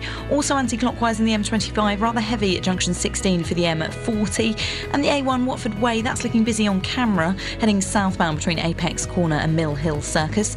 No reported problems or delays to the trains. Nicola Richards, BBC Three Counties Radio. Across beds, hearts and bugs. This is BBC Three Counties Radio.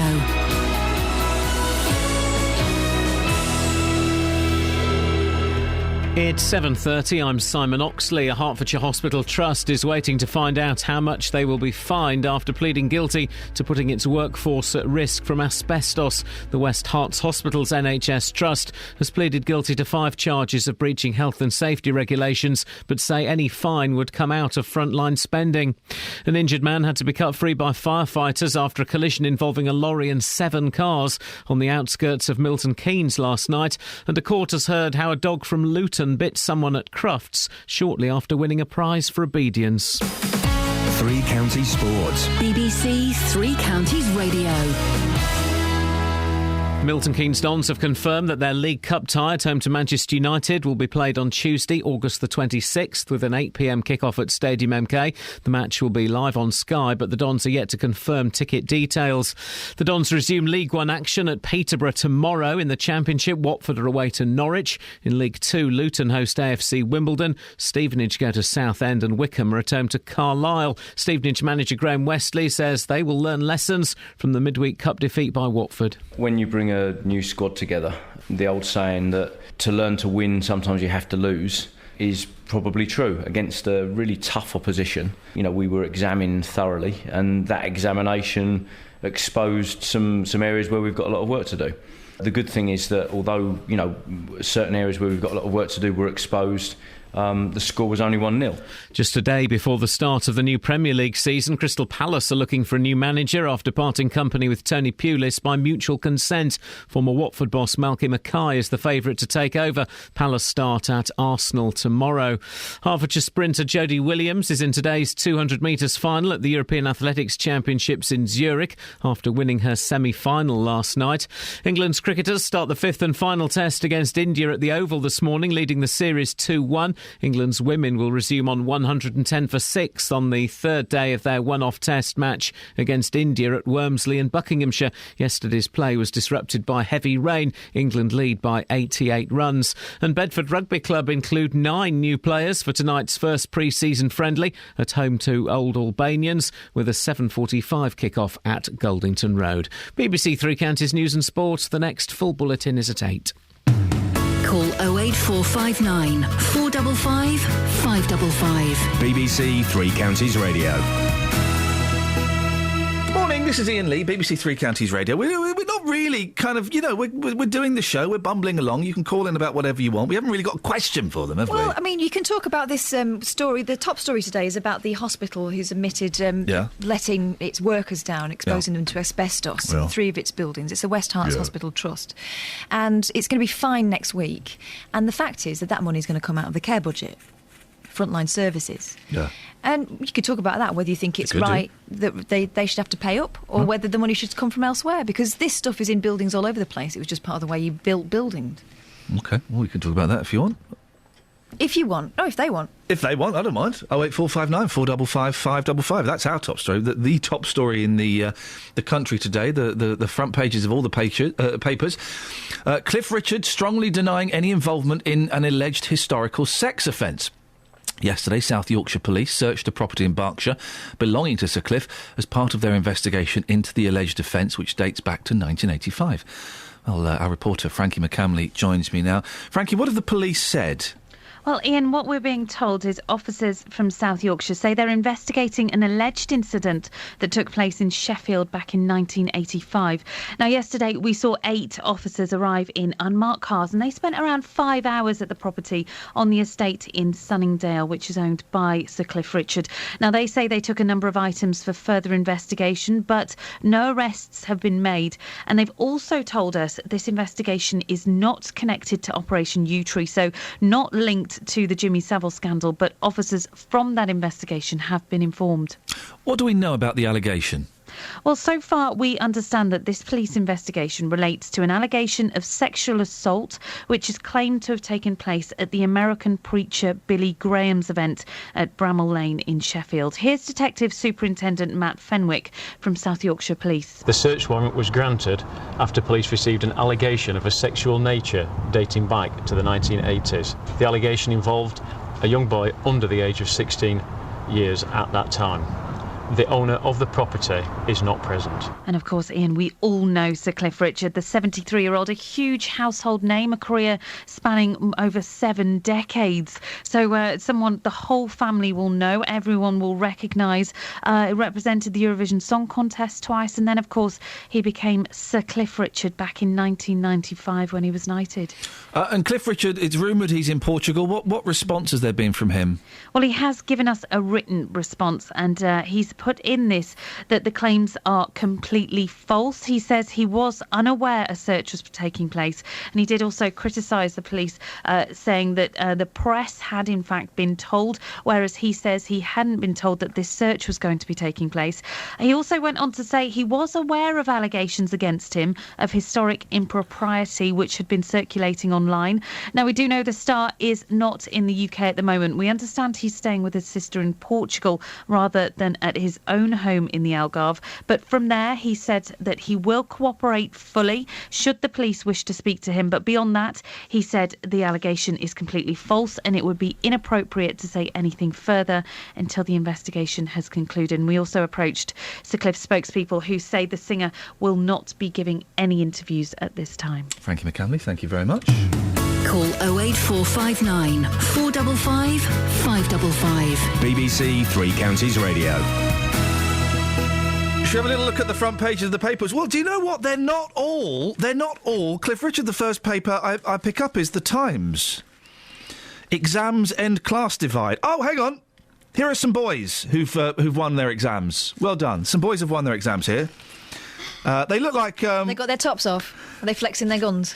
Oh, no. They're doing a silly jump. They're wearing the really sort of weird... They look like an ad for The Gap or something, don't they? They do. If you're wondering why we're talking about them finally being some boys pictured, it's because all the newspapers seem to be carrying young, attractive girls who've won their exams, in other words. Here we go. What is this? How has this made the front page? I see why this has made the front page, and I feel bad that I've read it, but I'm going to carry on reading it. Go on. So it's these boys. They're in this weird place. There's water. Looks like there's a roller coaster behind them. They're jumping up and down. A-level pupils from Ashford, Surrey, were invited by Thorpe Park to experience the highs and lows of results day. Wow. By opening the envelopes containing their grades on some of Britain's fastest roller coasters. OK, that's all fun and games if you've won. What if you've lost? Don't worry, it's not scary enough. I've lost my exams. I think that's brilliant. I think that's terrible. That would make me do my exams. I was watching a Spanish film last night. I really could have done with you girls. Thanks. It took me 20 minutes to realise I had to turn the subtitles on. It was a nightmare. A-level results see poorer teenagers ignoring debt worries and surging into universities. Oh, dear. That's the front page of the Times. Let's see what Matt has got. Oh, Matt is away. Matt's always away. Oh, quirky drawing Matt. The Daily Telegraph is Cliff Richard. Cliff Richard insists, I'm not a paedophile. Police search home over claims of sex assault at 1985 Billy Graham concert. So Cliff, and there's a picture of Cliff. Britain's ready to send arms to Kurds.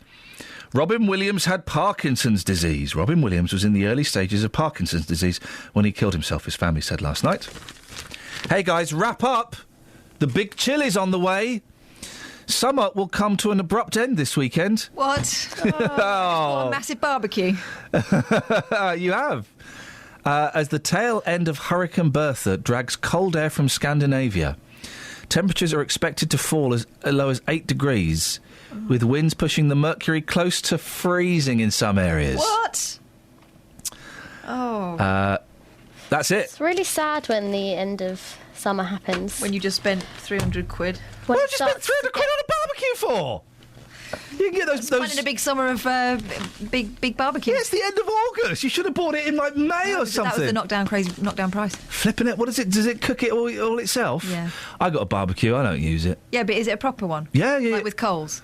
Well, it's got a gas... gas thing I've got a gas one because I can't be bothered with the coals one. Yeah, mine's got a gas one underneath. You could have had that for a tenner. What? Now I eat meat, though. Listen, do you know what? The family are away. I'm staying at home all next week. I might just cook... Can I cook myself a barbecue? Yeah, you do. I've got to clean it, though. I haven't used it for a few years. Well, it's only you. You don't have to clean Exam flipping heck. Everyone's gone for a, how can we do the A-level winning or losing thing a slightly different way? I know, says the Times. We can go and do it in Stoke Park. Or the Guardian has not got the pupils doing the jumping, they got the teachers doing the jumping. A-level leap, teachers jump for joy. Teachers from Redland High School, Bristol, echo youngsters' celebrations by jumping with joy at the success of their A-level students. I would suggest that 7 along from the left, or third from the right, either that miss has got no legs from the knee downwards, or she's jumping way too high. I'm guessing she's maybe an art teacher. Drama teacher. When she people really count, why do they do that, what you just did? 1, 2, 3, 4, 5... Well, it's counting. It's called counting. Yeah, but why don't you just count without breathing? Well, I'm counting. Throughout the whole... 2, 3, 4, 5, 6, 7. You want me to count out loud, like an idiot? No, you know... I'm counting in my head quietly. Do the breath thing, like... I've noticed children do it as well. 1, 2, 3. You have to breathe, Kelly. It's breathing. Not that harsh. I mean, all this it's all pretty grim. There's not really that much wicked. Oh, the Daily Mail's got a great story. Have you seen this picture? So there's a picture of Hugh Bonneville and Lady Edith. Yes. From Downton. And so they're in character and they're stood in front of a fireplace and oh my gosh, some idiot has left a plastic bottle of water on the fireplace. Someone props. Someone's going to be getting a right royal rollicking, an RRR this morning when they find that. Good, as they should. Shameful. When I used to work as props, I was in props for a little while. You made a spade, right? I did make a spade to kill Christopher Lee with, yeah. I would have got shot for that. I did props. I had to go and get a plastic arm from the other side of London. Hey, speaking of plastic arms, right, there was the fella yesterday, well, it wasn't yesterday, it happened a while ago, but the pilot who was trying to land an aeroplane and his arm came off. He had a plastic arm, what do they call it? He had a prosthetic arm. His arm came off, right, just as he was coming into land. So, and he didn't want to upset the co-pilot, so he had his right arm's clinging onto the thing, but he's not touching the right arm. So with his left arm, he lets go of the throttle, and then he steers, and it's a really bumpy landing. Revealed today, 4 UK pilots with false arms fly airliners, and even more have at least one false leg, admit aviation chiefs. Now listen, I'm all for equal opportunities, of course I am. Should you really be flying passenger jets if you've not got all your arms and legs? It's a cinch, isn't it? What do you mean it's a cinch? I heard that they go to sleep, so what difference does it make? But when it comes to the landing, Catherine, or if it comes to... I mean, they're not slamming the brakes. It's like his arm came off! His flipping arm came off! He still landed the plane. Yeah, it was bumpy. Sometimes it's bumpy and they've got all their limbs. Next you'll be saying, oh, I know what. Listen, equal opportunities, I'm going to say this. Oh, I'm going to regret saying this. It doesn't work all the time. It doesn't work all the time. There are some people that should not be flying a plane. I don't think... I don't think, for example, that women should be... I'm joking. I don't think I that... I can be a woman who flies a plane. No, don't. I think they should. I don't think... Excellent. I don't think that gays should... I'm joking. I'm joking.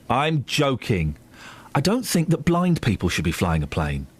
I don't think that blind people should be flying planes. Although I'm sure in some circumstances... I'm not talking passenger planes. Yeah. I'm sure in some circumstances it is possible... of course it's possible. For someone to be assisted to do it. Of course it's possible to do it. Safely. And it must be an amazing experience. Am I wrong? Let's put this out there to the listener.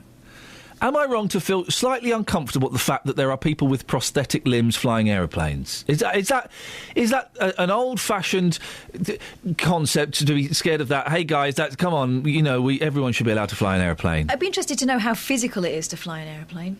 Well, it's not that. It's not. Apparently, it's not like driving a car. It's like driving a car. It's got power steering. It's all assist. It's all hydraulic. Okay, but it does just worry me slightly. Someone with a prosthetic limb flying a passenger... Listen, you want to go on private, two-man thing, fine, you go and do what you want. I couldn't care.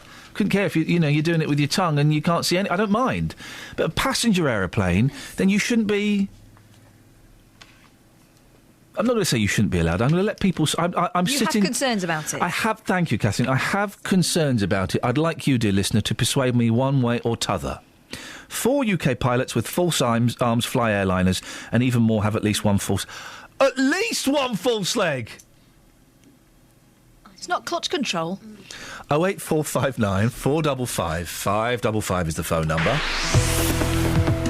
Travel news for beds, cards and bugs. BBC Three Counties Radio. In Luton, Dunstable Road is closed at the moment between Westbourne Road and Shaftesbury Road following an accident that happened a little earlier on this morning. The M25 on the speed sensors heading anti-clockwise, looking quite slow moving between junction 20 on the M1 and junction 20 for Kings Langley. In Bricketwood, starting to look quite heavy on the North Orbital Road just off the M25 and very heavy on Watford Way on camera between Apex Corner and Mill Hill Circus. Getting some delays in on First Capital Connect at Farringdon. That's due to an earlier broken down train. Could have a few knock-on effects to the local trains. Nicola Richards, BBC Three Counties Radio. Thank you very much, Nicola. 7:46. It's Friday the 15th of August. I'm Iain Lee. These are your headlines on BBC Three Counties Radio. A Hertfordshire hospital trust is waiting to find out how much they'll be fined after pleading guilty to putting its workforce at risk from asbestos. An injured man had to be cut free by firefighters after a collision involving a lorry and 7 cars on the outskirts of Milton Keynes last night. And a court has heard how a dog from Luton bit someone at Crufts shortly after winning a prize for obedience. Down, Rover.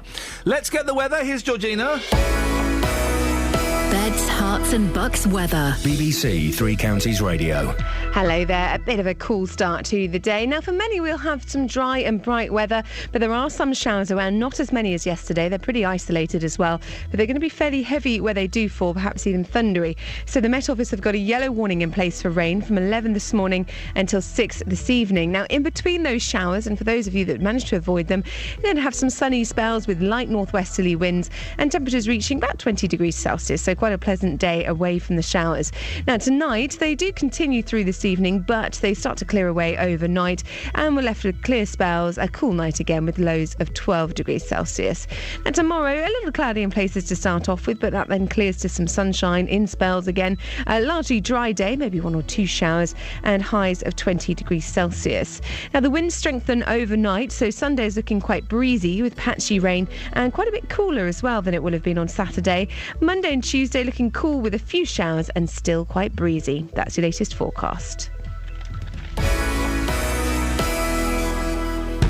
Every weekday morning from 9, Jonathan Vernon Smith. Lots to discuss. Do you agree with her? Do you think she speaks a lot of sense? With the biggest questions. Should Muslim women be allowed to wear the veil in court? And is it fair to only give people this kind of benefit for 3 months? And the biggest opinions. I'd like to hear from you. I feel strongly because children should be taught in a structured way. You know, there's nothing better in life than real life experience. Don't be patronising. Excuse me, I'm talking, sorry. There's 2 words here, common sense. One of my pet hates, I feel really strongly about it. We're talking about that. I agree with you. The JVS Show, weekdays from 9 on BBC Three Counties Radio. Call 08459 455 555. BBC Three Counties Radio. Dennis is in Dunstable. Good morning, Dennis. Good morning, Ian. Now, I believe you'd like to take part in the Friday Fun Time Big Up Quiz Bonanza Quiz Night, Pub Quiz Night. No, I thought it was Frantic Friday. You're having guests, you want to get people to speak to you. What? And didn't you say, by the way, just a second, please. Didn't you say you were once a hypnotist? Yes. No, that's why it sends me to bloody sleep every morning. Thank you very much, Dennis. Yes, I know. Yeah, you'll get a slap. Oh, well, never mind. Right, so what do you want? I don't want anything. I just thought I'd ring you up, but you were frantically asking for people to ring up. I'm not that desperate. Well, there you are then. This is Desperate Dennis from Dunstable, don't forget. Do you want to big someone up? I don't mind that. Pick anybody up, yes. No, not pick them up, Dave. Dennis, the gentleman who you were going on about, Luton, his name Luton. I'm sorry, I've forgotten what his first name is, but this is old age at forgetting. Yes. But he's another one who gets at you. Yeah, lovely. What do you mean? What do you mean, yeah, lovely? Getting at you. Because that's what you're there for. You set yourself up. And we throw things at you. Exactly. It's all pantomime, isn't it, Dennis? It is. Yes. Now, listen, what do you think about... there are a number of pilots flying airliners, and they've got prosthetic limbs. Yes. Well, I don't fly anymore, so that doesn't bother me. Does it concern you, though? No. Not at all? No, because they should have been trained to fly where they've got no legs at all.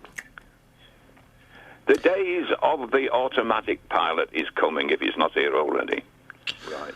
Yeah. Even landing. I mean, after all, they've got these cars now. Oh, yeah, we're going to get driverless cars in Milton Keynes soon. Actually, yes. And so before long, there'll be drivers, aircraft.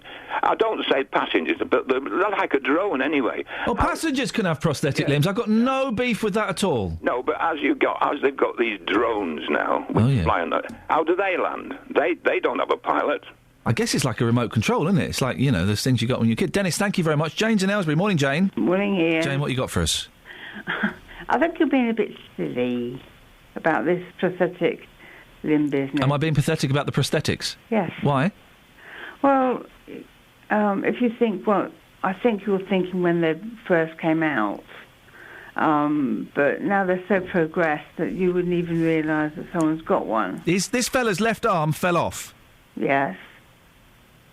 Yeah. His left arm fell off when he was trying to land a plane. Yes, but he landed it safely, didn't he? Yeah, it was bumpy. His prosthetic left arm became detached from the steering mechanism as he was coming into land. Yeah. The 46-year-old was forced to guide the plane in the dark and against a heavy gusting wind with his right hand. Well, he didn't do bad then, did he? But it's not a question of doing bad. I want pilots to do excellently all the time. But because he had to switch his hand across to steer the plane, he could not then ease back on the throttle to slow it down. As a result, the plane bounced and hit the runway heavily. Okay. I can see what you mean, but he didn't crash it. He didn't crash. No, nobody died. But you can't judge the success of a pilot on the. Well, you can to a certain extent, but on whether people simply die or don't die. Listen, I'm not totally sure. How many people on the plane would have known that he had one? Well, none. Exactly. Well, what's that got to do with anything? Well, everybody makes mistakes. Yeah, but how often does your arm fall off when you're landing an aeroplane, Jane? As far as I know, none. Yeah, as far as you know. So there is still a possibility it may have happened. You're forgetting Douglas Bader. No, I'm not. He did all right, didn't he? You mean Douglas Bader? Whichever. He had tin legs, didn't he? Yeah. Two did tin all legs. right. He did all right. He did all right. Brilliantly. He did brilliantly, but it's like he wasn't flying a plane load of people. This is the thing. I'm not quite sure what my thoughts are on this. I'm not quite sure where I sit on this. I feel concerned, but I'm prepared to be swayed away from the concern, if that makes sense. My initial reaction is to think, oh blimey, that's awful. That shouldn't be allowed. Is that a knee jerk? 08459 455 555. What are you laughing at? Nothing. Deary me. Hey, here's a story. Remember, back in May, we reported that Toddington... It's all about local sports teams today, which is great.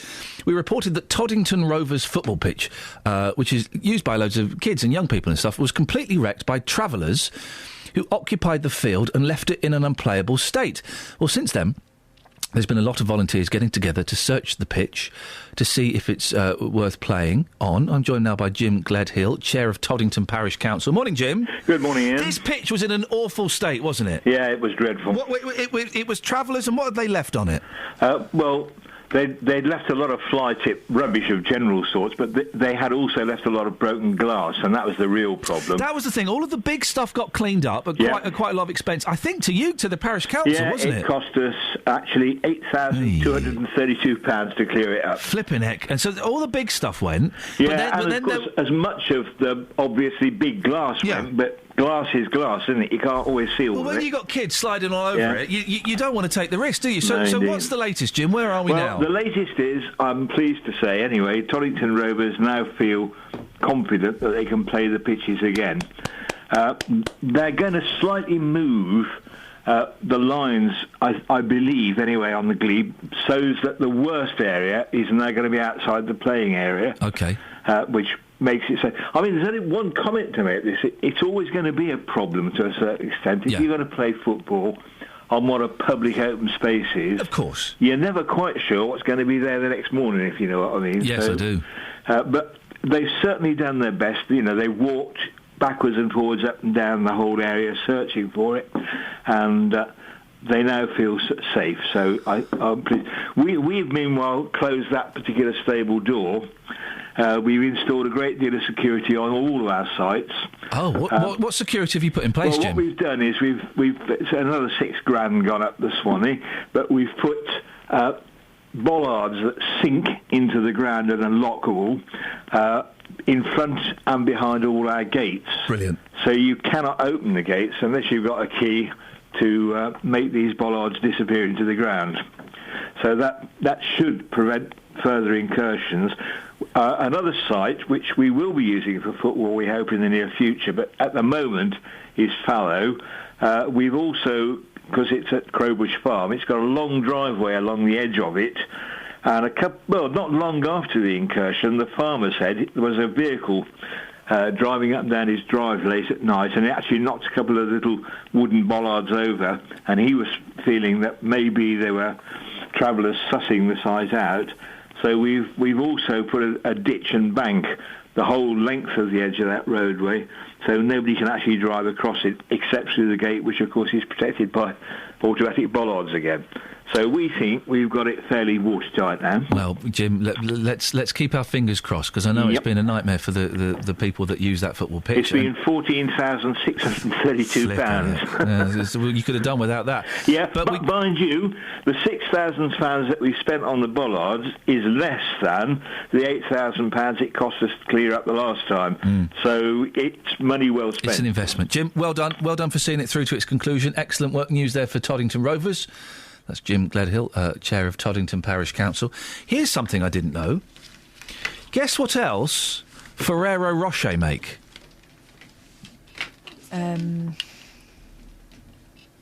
Nope. Nutella. Oh, yeah. Well, it's in the middle, isn't it? Huh?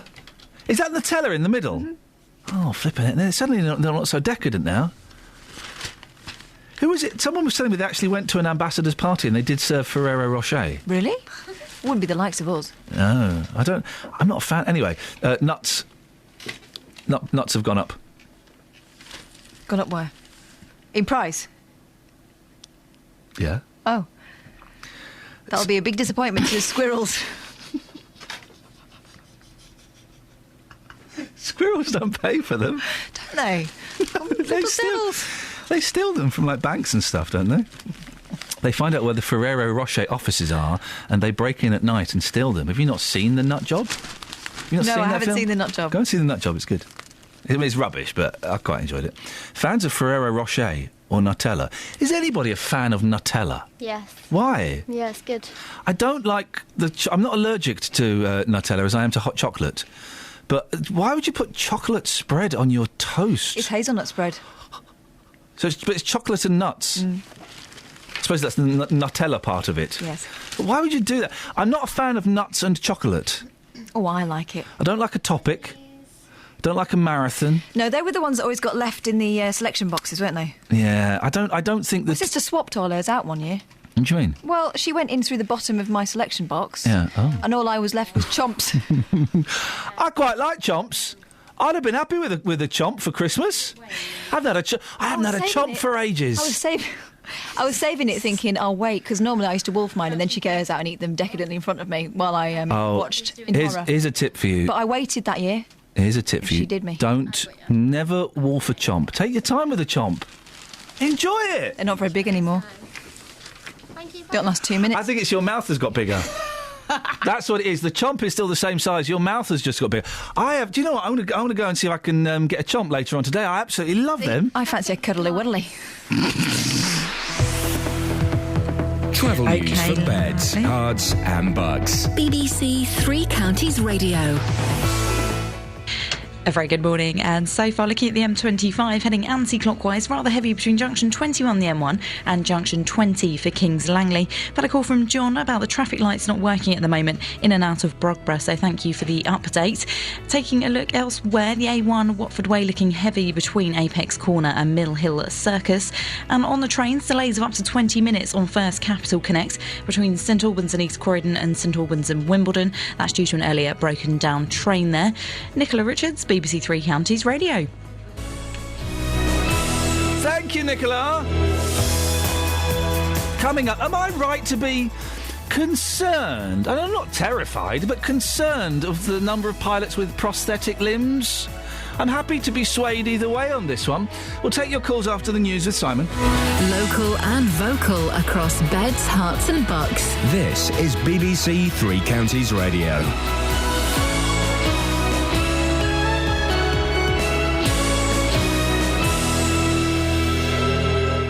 It's 8 o'clock. The headlines. Hertfordshire hospitals say asbestos fine would hit patient care. Cancer charity highlights survival rate in Luton. And Milton Keynes Dons confirm Manchester United Cup date. BBC Three Counties Radio. A Hertfordshire hospital trust is waiting to find out how much they will be fined after pleading guilty to putting its workforce at risk from asbestos. The West Herts Hospital's NHS trust has pleaded guilty to 5 charges of breaching health and safety regulations, but say any fine would come out of frontline spending. Lynn Squibb is a campaigner against asbestos in the workplace. Any public building like hospitals, schools, etc. should have legally an asbestos register so that they know exactly where all the asbestos is within the building, so that if anyone comes in to do maintenance or any work's done by people that are employed by the schools or the trusts, will know exactly where it is. Luton has one of the worst survival rates for cancer, according to a leading cancer charity. Macmillan says there is an inexcusable postcode lottery of care, with wide regional variations in the proportion of patients who do not survive a year after diagnosis. According to Macmillan, 36% of people in Luton die within 12 months of diagnosis. An injured man had to be cut free by firefighters after a collision involving a lorry and 7 cars on the outskirts of Milton Keynes last night. The crash happened on the A421 between junction 13 of the M1 and the Kingston roundabout just before 7 o'clock. The road was closed for around 3 hours. The US and the UN have both welcomed the resignation of the Iraqi Prime Minister Nouri al-Maliki. He'd been under pressure following a political standoff as he struggled to deal with a threat from extremists. Here, Downing Street has said it would favourably consider any request for arms from the Kurds as they try to repel the advance of the Islamic State fighters in northern Iraq. A court has heard how a dog from Luton bit someone at Crufts shortly after winning a prize for obedience. His owner has been given 250 hours of community service for failing to keep him under control. More from Katie John. The court was told that Eddie the Akea attacked another dog without 50-year-old Lorraine Ronis noticing her pet was getting aggressive. He bit the other dog's owner on the knee, exposing the bone and requiring plastic surgery. Just hours before the incident, Eddie had earned the show's Good Citizen Award for obedience. The judge said Ronis from Evedon Close had shown no true remorse for what happened and had refused to admit that it was her dog's fault. A Bedfordshire Cricket Club is set to have CCTV cameras installed to combat nuisance motorbike riders who have ridden across the pitch during matches. Houghton Chargers in Houghton Regis were threatened with expulsion from their league. In sport, Milton Keynes Dons have confirmed that their League Cup tie at home to Manchester United will be played on Tuesday, August the 26th, with an 8 p.m. kick-off at Stadium MK. Ticket details have yet to be released. And Hertfordshire sprinter Jodie Williams is in today's 200 metres final at the European Athletics Championships in Zurich after winning her semi-final last night. The weather, a mixture of sunny spells and scattered showers with heavy and thundery showers later on. A maximum temperature 20 degrees Celsius. And you can get the latest news and sport online at bbc.co.uk/3 counties. BBC Three Counties Radio's big tour of beds, hearts and bucks. It's friendly, nice, quiet village. Great place to bring up your children. It's all about where you live. It's a pretty village with a lovely medieval church. All this week, we're featuring Flamstead and Markyate. Everyone knows each other. Everyone gets along. It's really friendly and it's really nice to live in. The big tour of beds, hearts and bucks. BBC Three Counties Radio.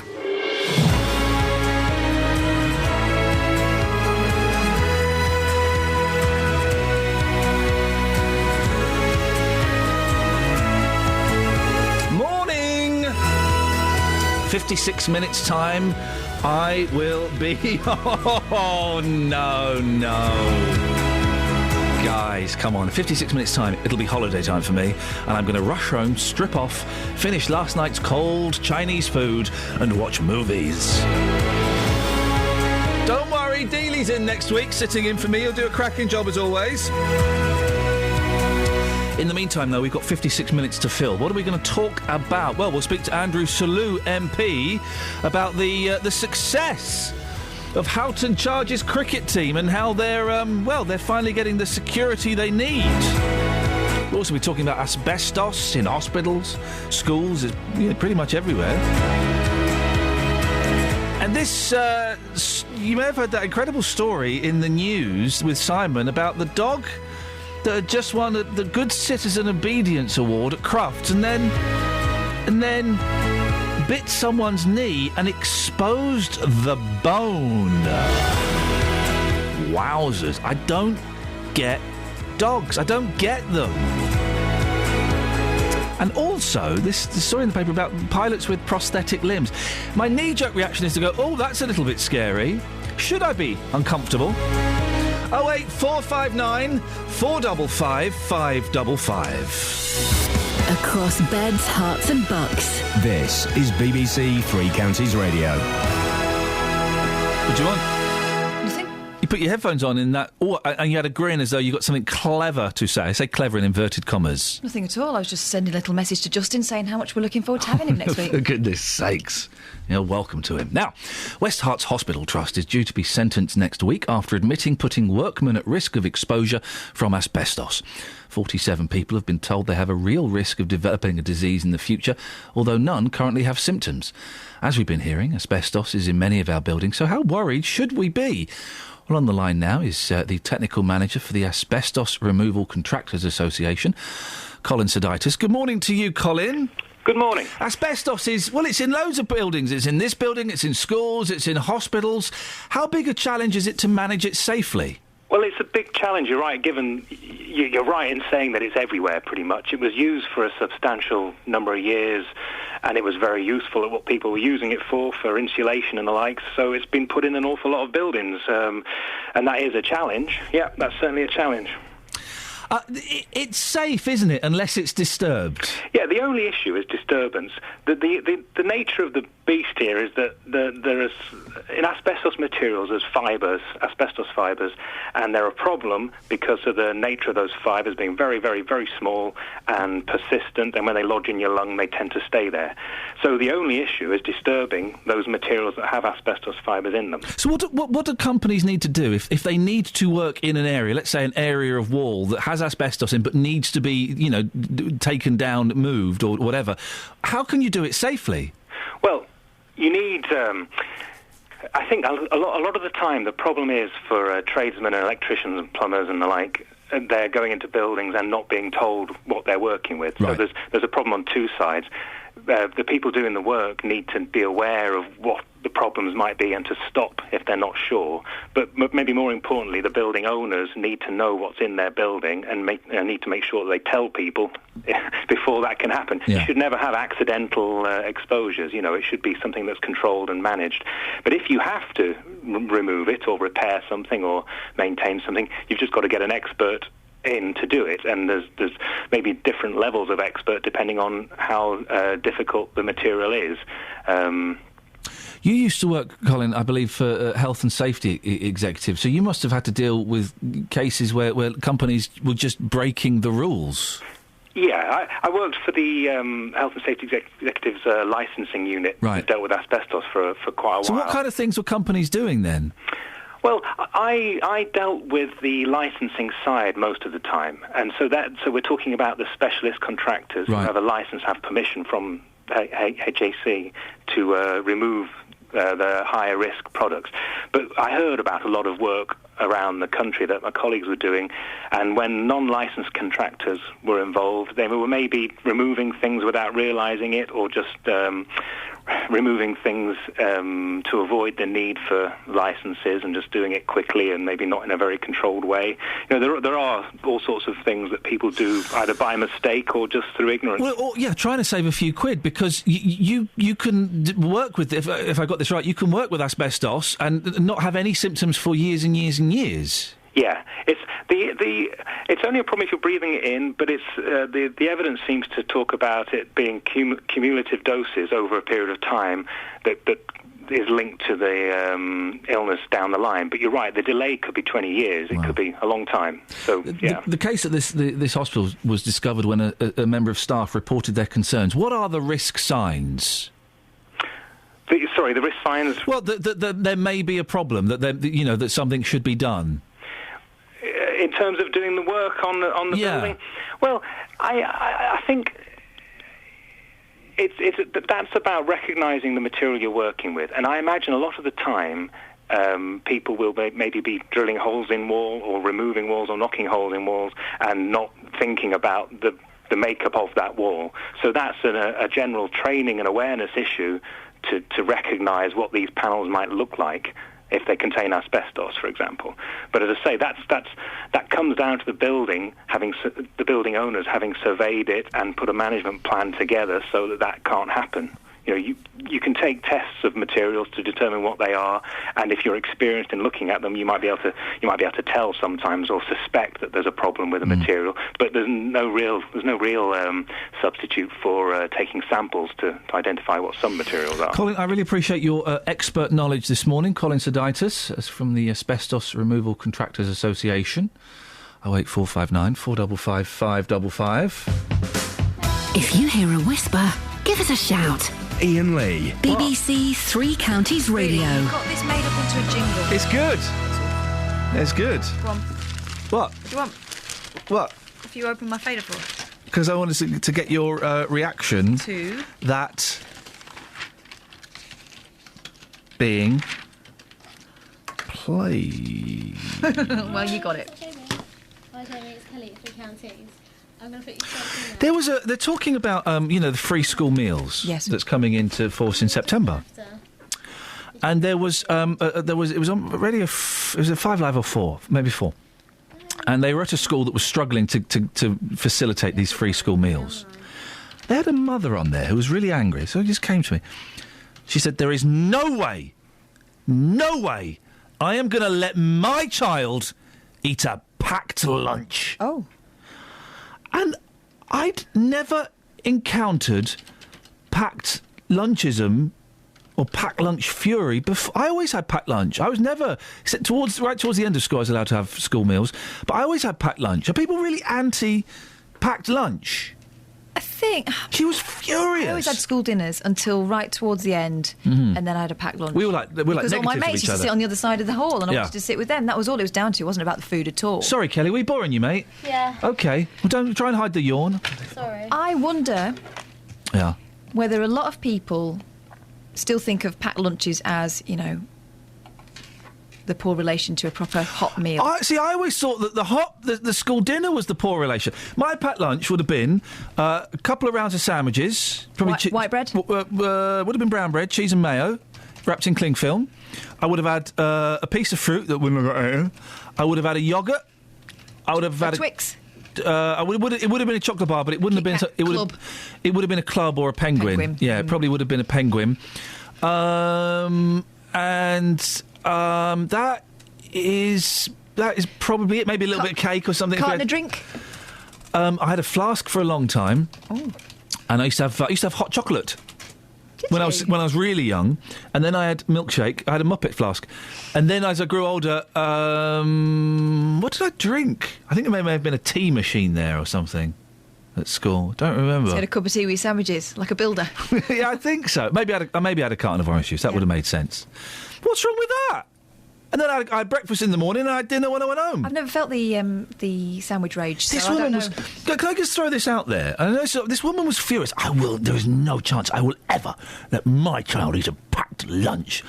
Whoa, man! What's wrong with packed lunches? Where's this prejudice? 08459 455 555. And were you sandwiches or packed lunches or dinners? There was two types of people at school, weren't there? Yeah, there was sandwiches or dinners. Sandwiches. I was always sandwiches. Oh, sometimes dinners. There we go. Let's put that out there. Jamie's in Luton. Morning, Jamie. Morning. Were you sandwiches or hot dinners? Sandwiches. Yeah. Can you believe this woman was furious about packed lunches? Why? I love a good. Even now, I love a good packed lunch. I love opening that plastic Tupperware thing and getting a lunch out. Do you know what I love? A really boring sandwich. Oy. Like white bread, cheap white bread, really soft, and maybe a cheese slice, not really cheese. And if I'm feeling fancy, instead of wrapping it in cling film, I wrap it in tin foil. Swanky. It's like a posh sandwich. Anyway, Jamie, that's not what you've called in about. Go on. Sorry. What do you want to say? Oh, it's about the pilot. Oh yeah, the pilot with the prosthetic arm that fell off when he was landing a plane. Hang on a second. I'm sure you compose yourself here. What? Yeah, I read it twice yesterday because I had to reread it because I thought, really? Yeah. What happens if his co-pilot didn't know he did have that? Yeah, I wonder, do you have to declare it? Do you have to say, by the way, just let you know, guys, this arm's real, this arm you can stick a fork in? I don't know. Does it concern... Because I'm feeling concerned, but I don't know if that concern is well placed. No, I think he's probably more than capable of driving the plane. It's more to do with... they're running autopilot nowadays, aren't they? The newer jets. It's the landing and the takeoff, isn't it, that you need someone in there. That's it, yeah. But obviously he's still got his co-pilot there if anything does happen, obviously. But the reason he didn't disturb the co-pilot was because it would have taken they were coming into land. It was right, the last minute, and it would have taken too long for the co-pilot to have got involved. Still a risky manoeuvre, though, isn't it? Yeah. That's the thing. I'm not convinced. Jamie, listen, thank you very much indeed. Excellent call. Well done. Hope to speak to you again soon. 08459 455 555. Were you a packed lunch or a hot dinners? And pilots with prosthetics? I'm not sure. Travel news for beds, cards and bugs. BBC Three Counties Radio. The M1 at Luton Spur starting to build up now on the speed sensors between junction 10A for the Kidneywood roundabouts and junction 10 for Luton Airport. Those major roadworks are continuing there. In Park Street, the A414 is looking a bit busy at the moment around the Park Street roundabout, and the M25 heading anti-clockwise, rather heavy at junction 16 for the M40 on the speed sensors. On the trains, there's delays of up to 15 minutes on First Capital Connect between St Albans and East Croydon and St Albans and Wimbledon, and that's all due to an earlier broken down train. Nicola Richards, BBC Three Counties Radio. Thank you very much.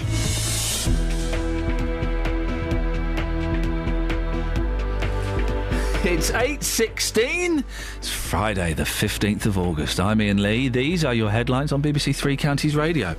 A Hertfordshire hospital trust is waiting to find out how much they'll be fined after pleading guilty to putting its workforce at risk from asbestos. The A421 out of Milton Keynes was closed for 3 hours last night after an 8-vehicle crash. And a court has heard how a dog from Luton bit someone at Crufts shortly after winning a prize for obedience. Out of the corner of my eye, I've just seen that Catherine Boyle has, not punched the air. She's clenched her hands into two fists and pulled her elbows towards herself and mouthed, yeah! So I'm hoping that we're going to get some good radio coming up. Yeah, definitely. All righty! BBC Three Counties Radio.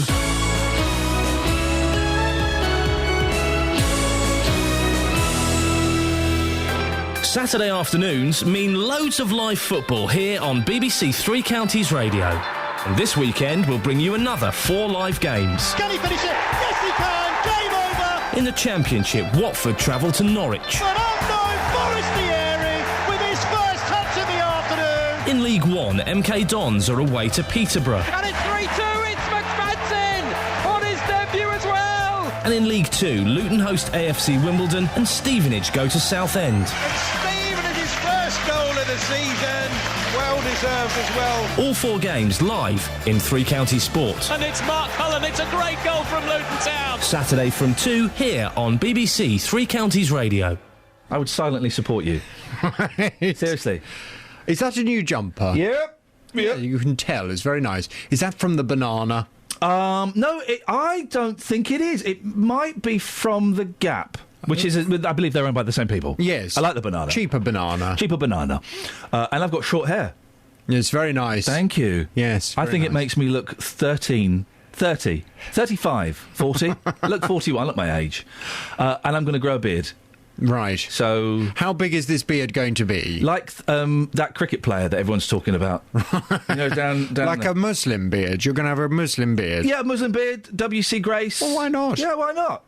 Why not? I'm going to grow a beard. Right. OK. I bet you grow a good beard. I'm looking at your stubble. No, I can't. There are no gaps. No gaps. I could grow a good beard, but I don't. Oh. I'll tell you why, and this is not a slight on people who have red hair, but I have a bright ginger beard. Yeah. Your hair's quite ginger. And no, it's not. And I have mousy blonde hair. Strawberry blonde. and unfortunately it makes it look as if someone stuck the wrong bottom half of a face onto the wrong top half, so I can't grow a beard. Oh dear, that's a shame. Yeah. That's a real shame. Never mind. What's on your show this morning? Coming up on the big phone in this morning, I've been very interested in this local story you've been mentioning on your show. The dog today. story. Eddie the Akita. Wowzers. On the big phone in from 9, do you think Eddie the Akita should have been put down?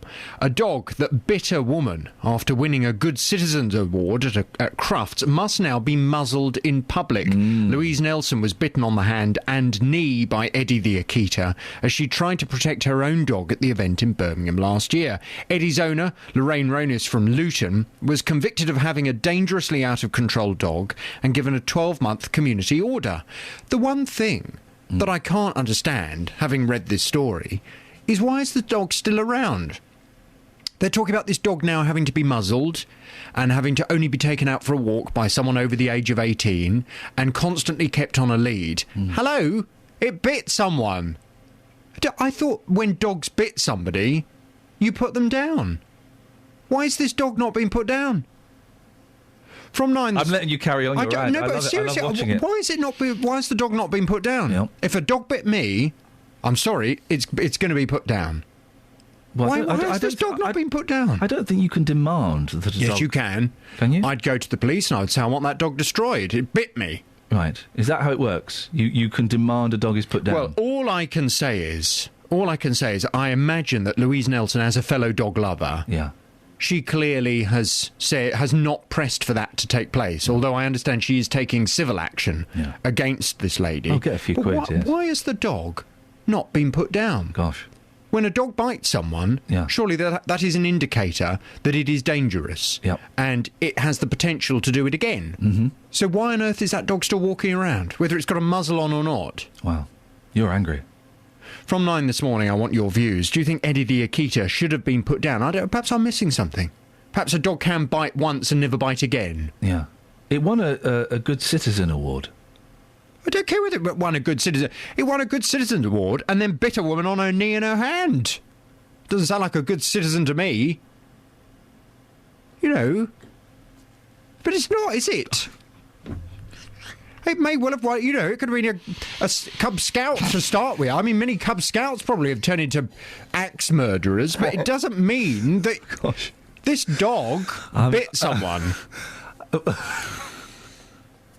So remind us of the question. Do you think Eddie the Akita should have been put down? 08459 455 555. It's the big phone in at 9. It will be interesting to find out exactly how many Cub Scouts have become axe murderers. Maybe that's a show for next week. Across beds, hearts and bucks. This is Iain Lee. BBC Three Counties Radio. Leslie's in Luton. Good morning, Leslie. Good morning, Iain. Good morning, Leslie. It's always Good morning, Iain. Good morning, Leslie. Good morning, Iain. Good morning, Leslie. It's always a pleasure. Anyway, let's get on with it. It's always all right. It's always a pleasure to speak to you, Leslie. Thanks. You brighten up so many people's lives. Really? Yeah. What have you got for us? Yeah, I'm digging up this morning, right? Yeah. You're bigging up the whole morning? Well, yeah, just this morning. You're going to big up this morning? What, the programme or the concept? No, sorry, I'm bigging up the Peterborough community. The what? The Peterborough community. That's the Peterborough effect. Why are you bigging the whole Peterborough community up? Well, I would like to big up the Jamaican and the English community of Peterborough. OK, so it's all right. So we're narrowing it down. It's not the whole Peterborough community. It's the Jamaican and the English community within Peterborough. I wish I had a pen. I could do a Venn diagram. So why? Of the support for the Jamaican Day at the Marcus Garvey Club. Oh, there's a Jamaican Day, is there? Yeah. Right, hang on a minute. So I've got the circle here. So the circle represents the world. I'm just doing a Venn diagram of this, right? Within that, we've got the Peterborough community. And within that, we've got... who is it you wanted to big up? The Jamaican and the English. Jamaican and English. So English. There's probably... Yeah, that came out to support Jamaican crossover Day. There. Yep. Day. Yep. At the Marcus Garvey Club in Peterborough. Have you got all of their names? No, it was... It was packed out. Oh, okay. So you haven't got all of it, 'cause it would be good if we could do it personally and thank all of them. What happened? Why was it so good? Because it was a great ragamuffin session. You know what ragamuffin meant? There's a great ragamuffin fish? Session. A ragamuffin session? Yeah. Ragamuffin is like a little tramp, isn't it? Is that a ragamuffin? No, ragamuffin soldiers. They rock stuff. Oh, is it music? Yeah. Give us a bit. Give us a bit of what? Of ragamuffin style. Well, I'm not a musician, but I well know what it's all about. Sing me a little tune. Just give me a little blast of ragamuffin. Ragamuffin is to do with world event and all the sadness goes on, and it's also hit politician and. Oh gosh, political. Yeah. So it's like Jamaican Bob Dylan. Bob Dylan. What? Yeah. So, but not Bob Marley. No, good. Okay, right. Bob Marley's too soft. Yeah. Oh, wow. Gosh, you wouldn't... Well, there you go. You've dissed the Marley. Leslie, listen, I'm glad it was a great success. It was. And well done for bigging them up. Thank you. Yeah, you're welcome. You see, that's why we don't do big-ups. Thank you, Leslie. Always nice to talk to you. Now, a few months ago, my show was approached by some cricket players in Houghton Regis who were angry that their pitch was being invaded by kids and yobs and adults messing around on motorbikes. Ridiculous. The idiots have been using the cricket pitch essentially as an off-road track, and they didn't care whether there was a cricket match in progress or not. Well, with the help of the local MP, Bedfordshire Police, and this show, there's been some progress on this. Andrew Selous is the Conservative MP for South West Bedfordshire, who's taken a personal interest in this. Morning, Andrew. Good morning. Nice to be with you on the programme. I believe we've snaffled you while you're on your holiday, so I appreciate your time. You're very welcome. We approached you a few months ago to get involved with this and try and help the cricket club. What have you been able to do?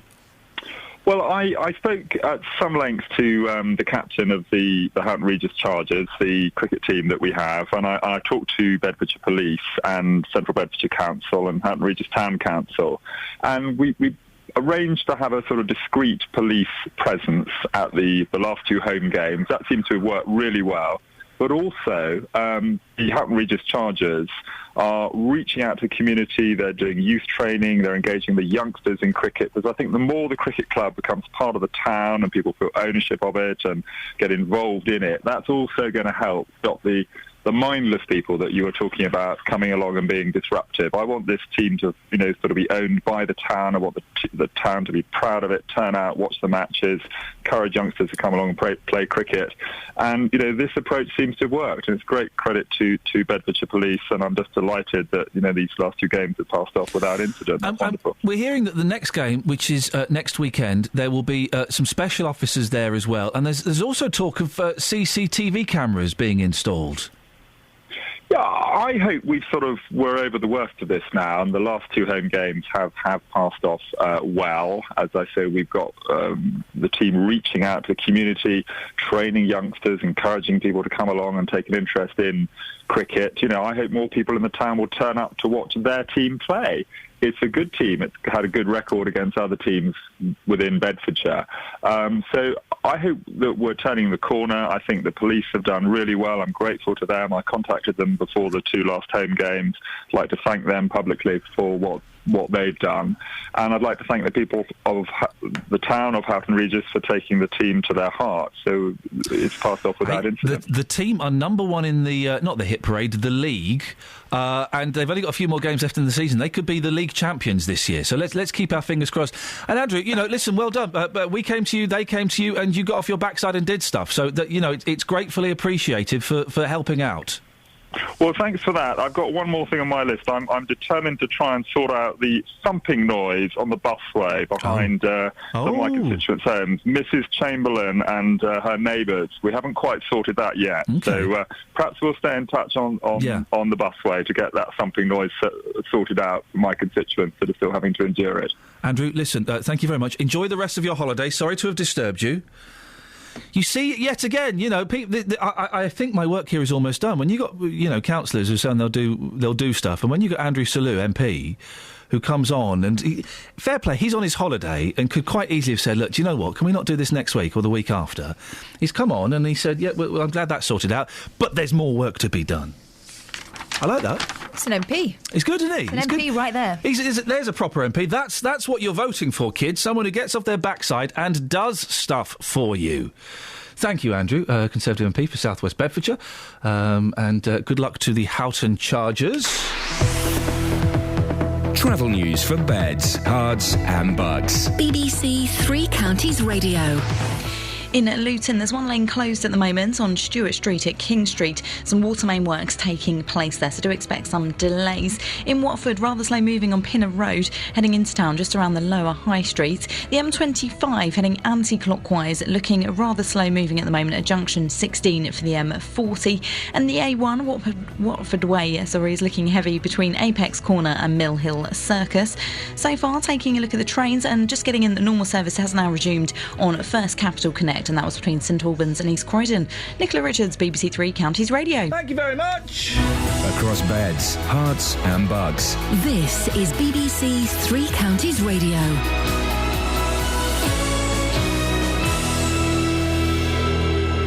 It's 8:30. I'm Simon Oxley. A Hertfordshire hospital trust is waiting to find out how much they will be fined after pleading guilty to putting its workforce at risk from asbestos. The West Herts Hospital's NHS Trust has pleaded guilty to 5 charges of breaching health and safety regulations, but say any fine would come out of frontline spending. The A421 out of Milton Keynes was closed for 3 hours last night after an 8-vehicle crash.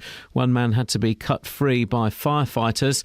And a court has heard how a dog from Luton bit someone at Crufts shortly after winning a prize for obedience. Three Counties Sports. BBC Three Counties Radio. Milton Keynes Dons have confirmed that their League Cup tie at home to Manchester United will be played on Tuesday, August the 26th, with an 8 p.m. kick-off at Stadium MK. The match will be live on Sky, but the Dons are yet to confirm ticket details. The Dons resume League One action at Peterborough tomorrow. In the Championship, Watford are away to Norwich. In League Two, Luton host AFC Wimbledon, Stevenage go to Southend, and Wickham are at home to Carlisle. And just a day before the start of the new Premier League season, Crystal Palace are looking for a new manager after parting company with Tony Pulis by mutual consent. Former Watford boss Malky Mackay is the favourite to take over. Palace start at Arsenal tomorrow.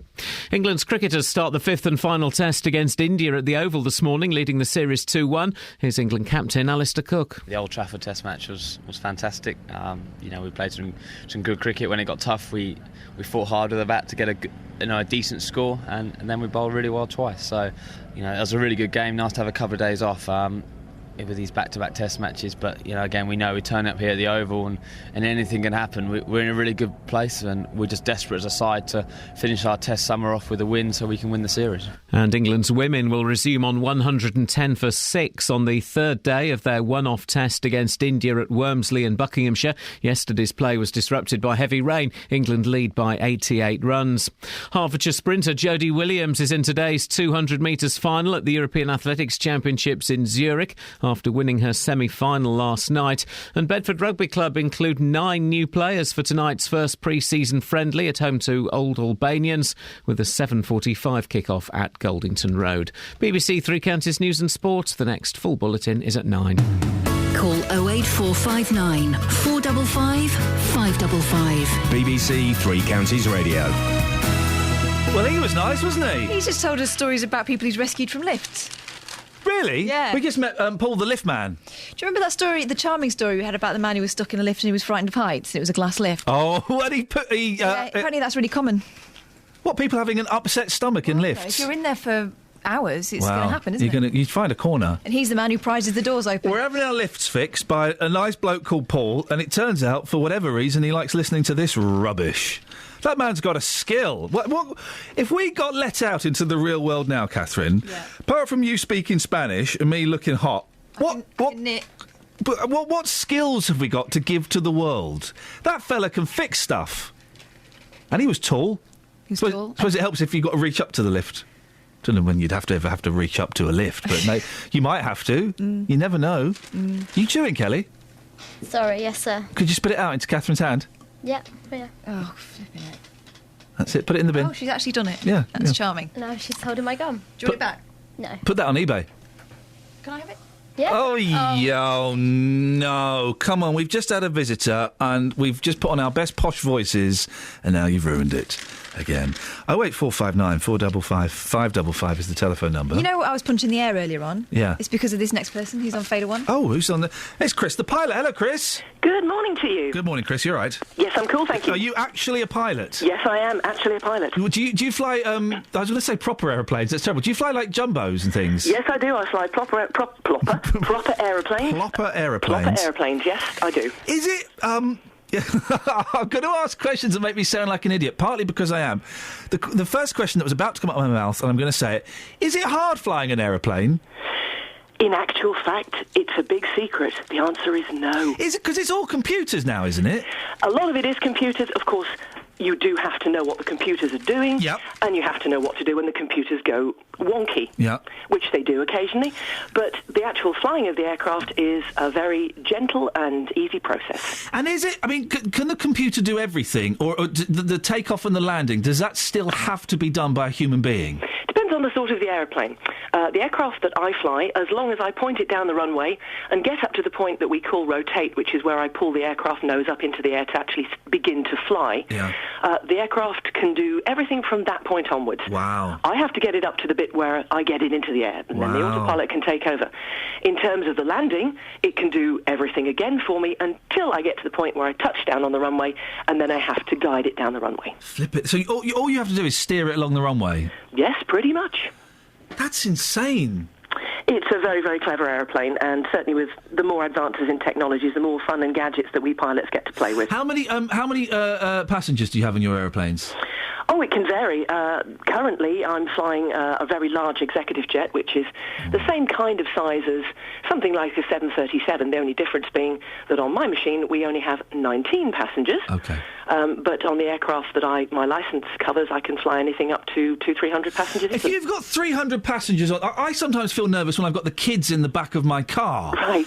Do you ever... You're up in midair, you've got 300 people sat behind you, all depending on you to keep them alive. Do you ever think... Oh, blimey, I can't... How did I end up here? No, not at all, because that's not something that you consider, because you're actually on the flight deck flying the airplane yourself, and if anything untoward were to happen, you're going to experience that as well. It's just part of the life. You don't think of what's down the back. It makes no difference, really, to us. Our mission is to fly a safe, efficient, and pleasant flight, and what is down the back will come along for that safe, efficient and pleasant flight. Now listen, this story has got me concerned, and I don't know if I should be concerned or if this is just kind of a slightly old-fashioned knee-jerk reaction. The 4 UK pilots with false arms fly airliners. Yes. Even more have at least one false leg, and this has all come out after this fella landing a plane in Birmingham in February. His left prosthetic arm fell off. Yes, what we actually believe happened was that the attachment point at which he fixes his prosthetic to the aircraft yoke, that did become momentarily detached. Right. So he had to take his right arm off of the throttle. That's correct. And he had to lean over it, and it was a really bumpy landing. It was probably bumpy due to the fact that we think there were about 50 knots of wind. That was a really, really breezy day. So I think no matter who was flying it, it would have been a pretty bumpy landing. So... Are you trying to say to me, Chris, that I should not be nervous about people with false limbs flying aeroplanes, that it's perfectly all right, even though sometimes they come off? In a word, yes, because this is the first experience that, certainly to my knowledge, has been where a prosthetic has had a detachment, shall we say. And the process that pilots have to go to get a licence when they are, shall we say, normally abled, is pretty strict, and we are monitored and checked constantly. The procedure that pilots who have an alternative ability have to go through is even stricter. We are checked and double-checked and monitored constantly. We have to go through, as able-bodied or alternatively able pilots, we have to go into the sim at least every 6 months, and we are put through the ringer. And if there was anything untoward that wouldn't work properly, it would be found out pretty soon at that point. This was an issue that was quite unexpected. What happened was the pilot transferred control over to his able hand. Yes, the landing was a little bit lumpy because it was probably windy, that really is the issue. That's really all there is to it. Yes, it's perfectly safe. Okay, well, you've put my mind at ease. I hope so. Do you get... I don't know if you've got kids or if you've got friends who've got kids, but do you constantly... Because my boys, 4 and 2, they are obsessed... They've just flown out to Greece, and every time they go on an aeroplane, they're obsessed with having a little look in the cockpit. Do you all get loads of kids just coming up to have a little look? And dads, let's be honest. Yes, it's a lovely excuse. My child wants to have a look at the cockpit. Yeah, we know. But that's obviously with the new regulations, we can't do it in flight. No.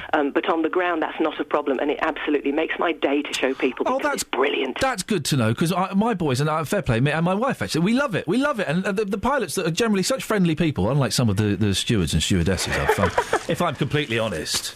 Well, we love our job so much, and talk to virtually any pilot and they will tell you with a big grin, it's the best job in the world.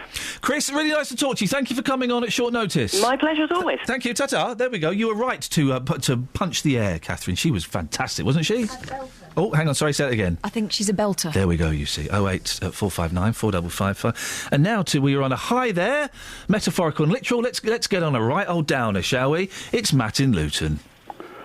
Morning. Morning, Matt. First of all, I think they should cut the Fridays out because your Friday show is a real downer. What makes you say that, Matt? Well, you said it yourself this morning. Nobody was phoning up. Yeah. And I heard you mention about a pop quiz. We were so desperate for a phone call that we took you. Well, there you are. Yeah.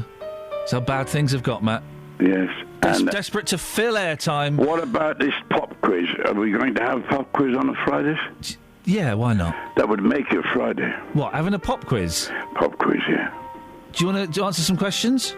Yeah, go on, fire. When you say a pop quiz... Pop music. You want a pop music? OK, right, fine. You want a pop music quiz, yeah? Well, I want to make sure Kenny Rogers is in it. OK, all right, calm down. Here's your first question. Who was the original drummer with the Beatles? Who was the original drummer with the Beatles? His name was Best. Do you know his first name? No. I'm afraid. His full name, girls, anybody? Pete. Pete Best. It's 1-0 to Catherine. It's Catherine versus Matt in the pop quiz. I've just decided. It's 1-0 to Catherine. Catherine, you get to answer this question first. Kenny Rogers was in a group and had a hit with Just Dropped In to See What My Condition Was In. But what was the name of the group? That would be Kenny Rogers and the Skinny Cowboys. Incorrect. Matt? First edition. Correct. It was the first edition. Oh, you got the same noise for correct as wrong. Yeah. Okay. Yes, it's 1-1. Okay, Matt. Your next question is, please. After leaving the first edition in 1976, Rogers signed a solo deal with which record label? After leaving the first edition in 1976, Rogers signed a deal with which record label, United Artists? Don't know. Catherine? Was it United Artists? Correct. Catherine? Yes. Well, I knew you were going to do that. Do what? Because you're a cheating bum. Why am I cheating, bum? I actually said the answer in the question. I knew then Kelly was going to win. It's Catherine. Why don't you just say, Kelly, you won? Well, Kelly's not even playing. Hi, Matt. No, it was Catherine that got the question right. Catherine. And there was a clue in the question. Yeah, we know, but you didn't mention any clues in the question. What do you mean I didn't? I actually mentioned a big clue in the question by saying the answer. Oh, you make me sick. Where's your question? OK, right. Catherine, next one. Oh, all right, calm down. One more and that's it. OK. This is to resoundingly beat you. Lucille was a major hit in 1977, reaching #1 in how many countries? Lucille was a major hit, I know this too. reaching #1 in how many countries? I know this too. 12? Is it 12? It's 12! Yes! Wait, you didn't get an answer from Matt. Well, no, That's Matt's... my question. Yeah. Oh, got sorry, right. I wasn't listening. Okay. So what is it now? What's the score? It's 3-1. 3-1 to Catherine. Yes. What do you mean 3-1 to Catherine? You just give her the answer. Yeah, because I told her that the answer she gave me was correct. Oh, God, you can't win here. OK. Doesn't look like you can. No chance, Catherine. He went on to work with the Bee Gees to record and produce his 1983 hit album, Eyes That See in the Dark. But what was the title track of the album Eyes That See in the Dark? The Bee Gees, 1983. The album was called Eyes That See in the Dark. Well, what was the title song of the album? Daytime Friends and Nighttime Lovers. Catherine. Was it Eyes That See in the Dark? Correct. Very good. Yeah, that was a good one. I don't know how they got that. Yeah. I don't know anything about Kenny Rogers. I think you've been pwned there, Matt. It's a little bit embarrassing. Yes. Little bit embarrassing, isn't well it? Well done, Catherine. You're brilliant. Thank you. Good sport. Actually, Catherine, you should take over the show, I think. Yeah, you're not the first person to say that, yeah. I've said it as well. Yeah. Yeah, thanks. It'd be a great name for the show, Kelly and Catherine. Yeah. Well, Catherine first, surely. Catherine Kelly. Yeah. Cat Yeah, and fair Kel. enough. Cat and Kel. And in the morning. Ian, I got one thing more to say about Cliff Richards. I'm so glad. Well, OK, thank you very much indeed. We'll end it there. Sorry? What? 08459 455 555. You were great with the Kenny Rogers. No, isn't that weird? Quiz there. You were fantastic. Right, let's get the travel. Travel news for beds, cards and bugs. BBC Three Counties Radio. Building up a bit on the Great North Road at the Black Cat roundabout, so those major roadworks are continuing there. In Luton, one lane's closed at the moment on Windmill Road at Park Viaduct for roadworks that are taking place there, so do approach with care. Could be some delays. In Bricket Wood, very heavy on the North Orbs Road, just off the M25. And the M25, do expect delays between junction 25 for Enfield and junction 27 for the M11, as some major roadworks are continuing there as well. On the trains, delays of up to 15 minutes on First Capital Connect between Luton and St Pancras. That's due to some overhead line problems. Nicola Richards, BBC Three Counties Radio. Thank you, Nicola. It's Friday the 15th of August. I'm Iain Lee. These are your headlines on BBC Three Counties Radio. A Hertfordshire hospital trust is waiting to find out how much they'll be fined after pleading guilty to putting its workforce at risk from asbestos. A court has heard how a dog from Luton bit someone at Crufts shortly after winning a prize for obedience. And a junior football club in Bedfordshire has been given the thumbs up to resume playing after glass was left on the pitch after travellers occupied the site. Right, let's get the weather. Here's Georgina. Beds, Hearts and Bucks weather. BBC Three Counties Radio. Hello there. Well, today, some of us having sunny spells, light northwesterly winds, so quite a pleasant day. However, there are a few isolated showers around and they're going to be pretty heavy where they do fall, perhaps even thundery. So the Met Office have a yellow warning in place for rain from 11 until 6. Temperatures expected to reach about 20 degrees Celsius. Tonight, showers gradually dying away through the night, and we're left with clear spells, another cool one with lows of 12 degrees. And tomorrow, a bit cloudy in places to start off with, but clearing to sunny spells. A largely dry day with temperatures up to 20 degrees Celsius. Now, Saturday night, those winds strengthen, so a bit of a breezy end to the weekend with patchy rain and feeling quite a bit cooler as well. And that continues for Monday and Tuesday, cool with a few showers and remaining breezy. That's your latest forecast.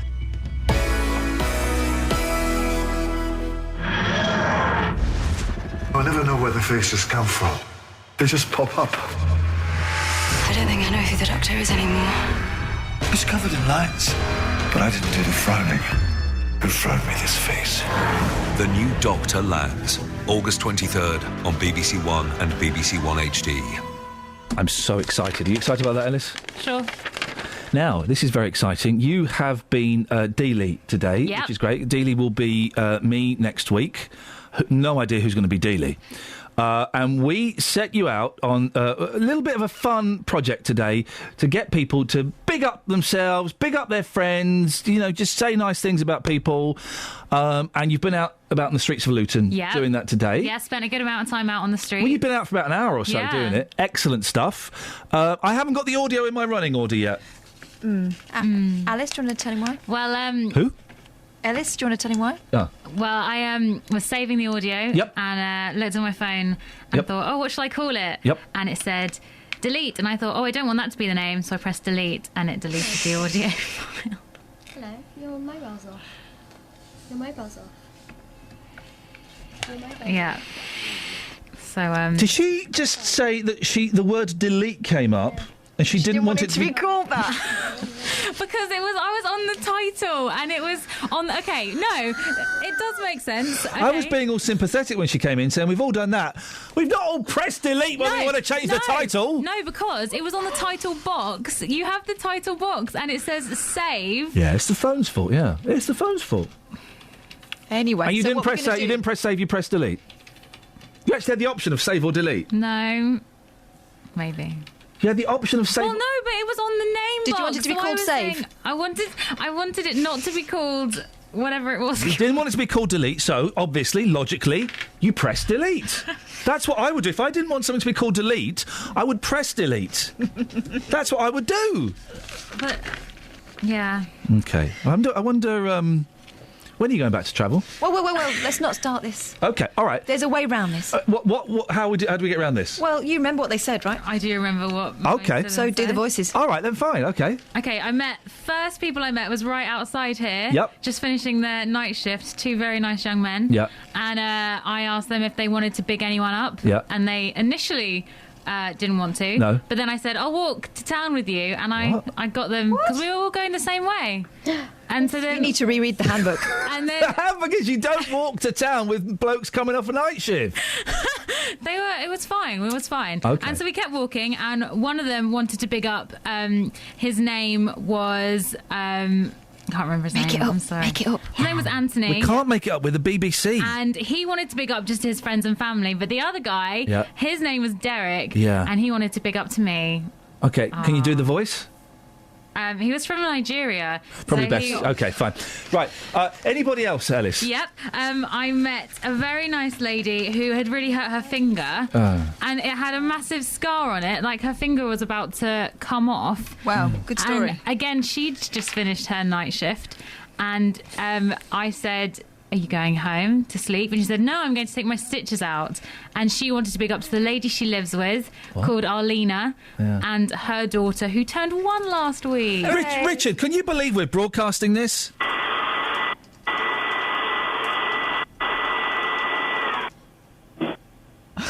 Richard?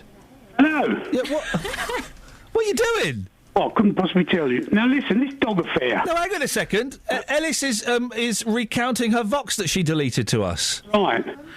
It's very important. Give us one more for Richard. There was one more who was a very nice lady waiting to start work this morning. Yep. And her name was Margaret, and she wanted to big up to her friends and family because it's her husband's birthday this weekend and they're having a big party. What do you reckon, Rich? Well done, Margaret. Oh, right. Ellis. Well done, Ellis. Thank you. Yeah. Well, it's only Richard and Winslow saying that. It's not the BBC or this team. I speak for the whole world. Sorry? Oh, thanks, Richard. I thought you might. Don't take any notice of him. Thanks, Richard. You've got my back. Yeah, give it. She wants it. Give it back. He's got it in a box under the stairs. Ellis, thank you very much indeed. you. Well done. Richard, what would you like to say? Dog business. Now, Yes? Problem is, shut that dog up! One of the problems with these dogs... Get down, Shep, get down! One of the problems with these dogs, I think I know why they're misbehaving, but what I'm confused about is what makes a dog get a Good Citizen Award? Is it one that walks along the road, doesn't cock his leg up, we'll give him a Good Citizen Award? What makes a good Citizen Award for a dog? It's ridiculous. But I think the problem comes from the fact that these dogs are going along, doing their business on the pavement, and then the owner comes along with a plastic bag, picks it up, and the owner, the dog looks around and thinks, oh, that must be really important. He picks up my poo and puts it in a bag and keeps it on the mantelpiece. Hello? Oh. Hello? Am I there? Am I here? You cut me off again. Oh, God, he's cut me off again. Who's that tittering away? It's Annie here. Annie, I've come back from Ireland after 10 years. What have you been doing in Ireland, Annie? Yes, the Republic of Ireland. I came back to Milton Keynes. I'm living in Downsbarn, turned my radio on, and guess what came on? Three Counties Radio. It's lovely, isn't it? After 10 years. It's good, isn't it? It's quite amazing. What do you think about this dog business? What makes a dog a good citizen? He's a good boy. Shut that dog up! Told you before. Sorry. dog a good citizen? Hello? Hello, can you hear me, Mother? I'm Annie here. Annie, can you hear me? I can hear you loud and clear. Very good. What makes a dog a good citizen in order to get an award? And did they take the award away from the dog? I can't understand it. I've just moved into an apartment here in Milton Keynes, and next door to me there's a dog. Well, I went out this morning because we share a balcony. Went out this morning and there was a big poo-poo all across my balcony. But this dog, I think, should be put down. If he's bit this woman, he should have been absolutely put down, shot, or whatever. I love animals. I love them. Well, it's probably the owner, because the poor dog was at Crust there, and he's all stressed, and all these other dogs, their testosterone and carrying on, and it can't be natural for a load of dogs to get together and expect the poor things to sit down there, raise a paw, I can't understand it. I just can't. Blame the owners. I read it in the paper yesterday. I read it. Are you Ian I'm talking to? Yes. This is Ian. Ian? Yeah. What do you want? Yes, I just read the paper because I'm here all on my own, and I've just I'm renting an apartment here in Downs Barn. Do you know Downs Barn in Milton Keynes? No. Yeah. Well, this is where I am, all on my own. I can't believe I've got through to your radio station. It's absolutely a wonderful station. It is, isn't it? It's what I do, you know. Do I get anything for advertising? No. You can advertise if you want. And my favourite artist of all time was Billy Fury. I thought I was your favourite. And you. But Billy Fury is my favourite. If you've ever got a record of his, Halfway to Paradise, or maybe tomorrow, will you put it on for me? All right, I'll put it on. As soon as this call ends, we'll put that record on for you. Would you, darling? I would. Fury record for Annie. For Annie, I absolutely love Billy Fury. On for you. And in Ireland, they didn't know who he was. They thought it was a group called the Fury Brothers. How words go on it? Sorry? You sing along to it. What? Yeah, go on now. To it. I want to be your lover. Oh, you just thought, but your friend is all I say. I'm only halfway to paradise. So near, yet so far away. I long for your lips to kiss my lips, but just when I think they may lead me halfway to paradise. So near, yet so far away.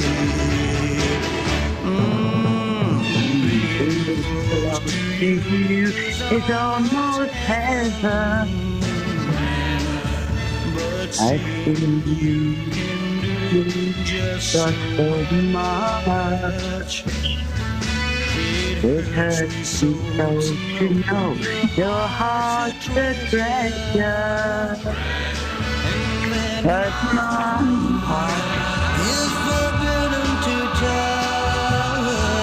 So put your sweet lips close to my lips.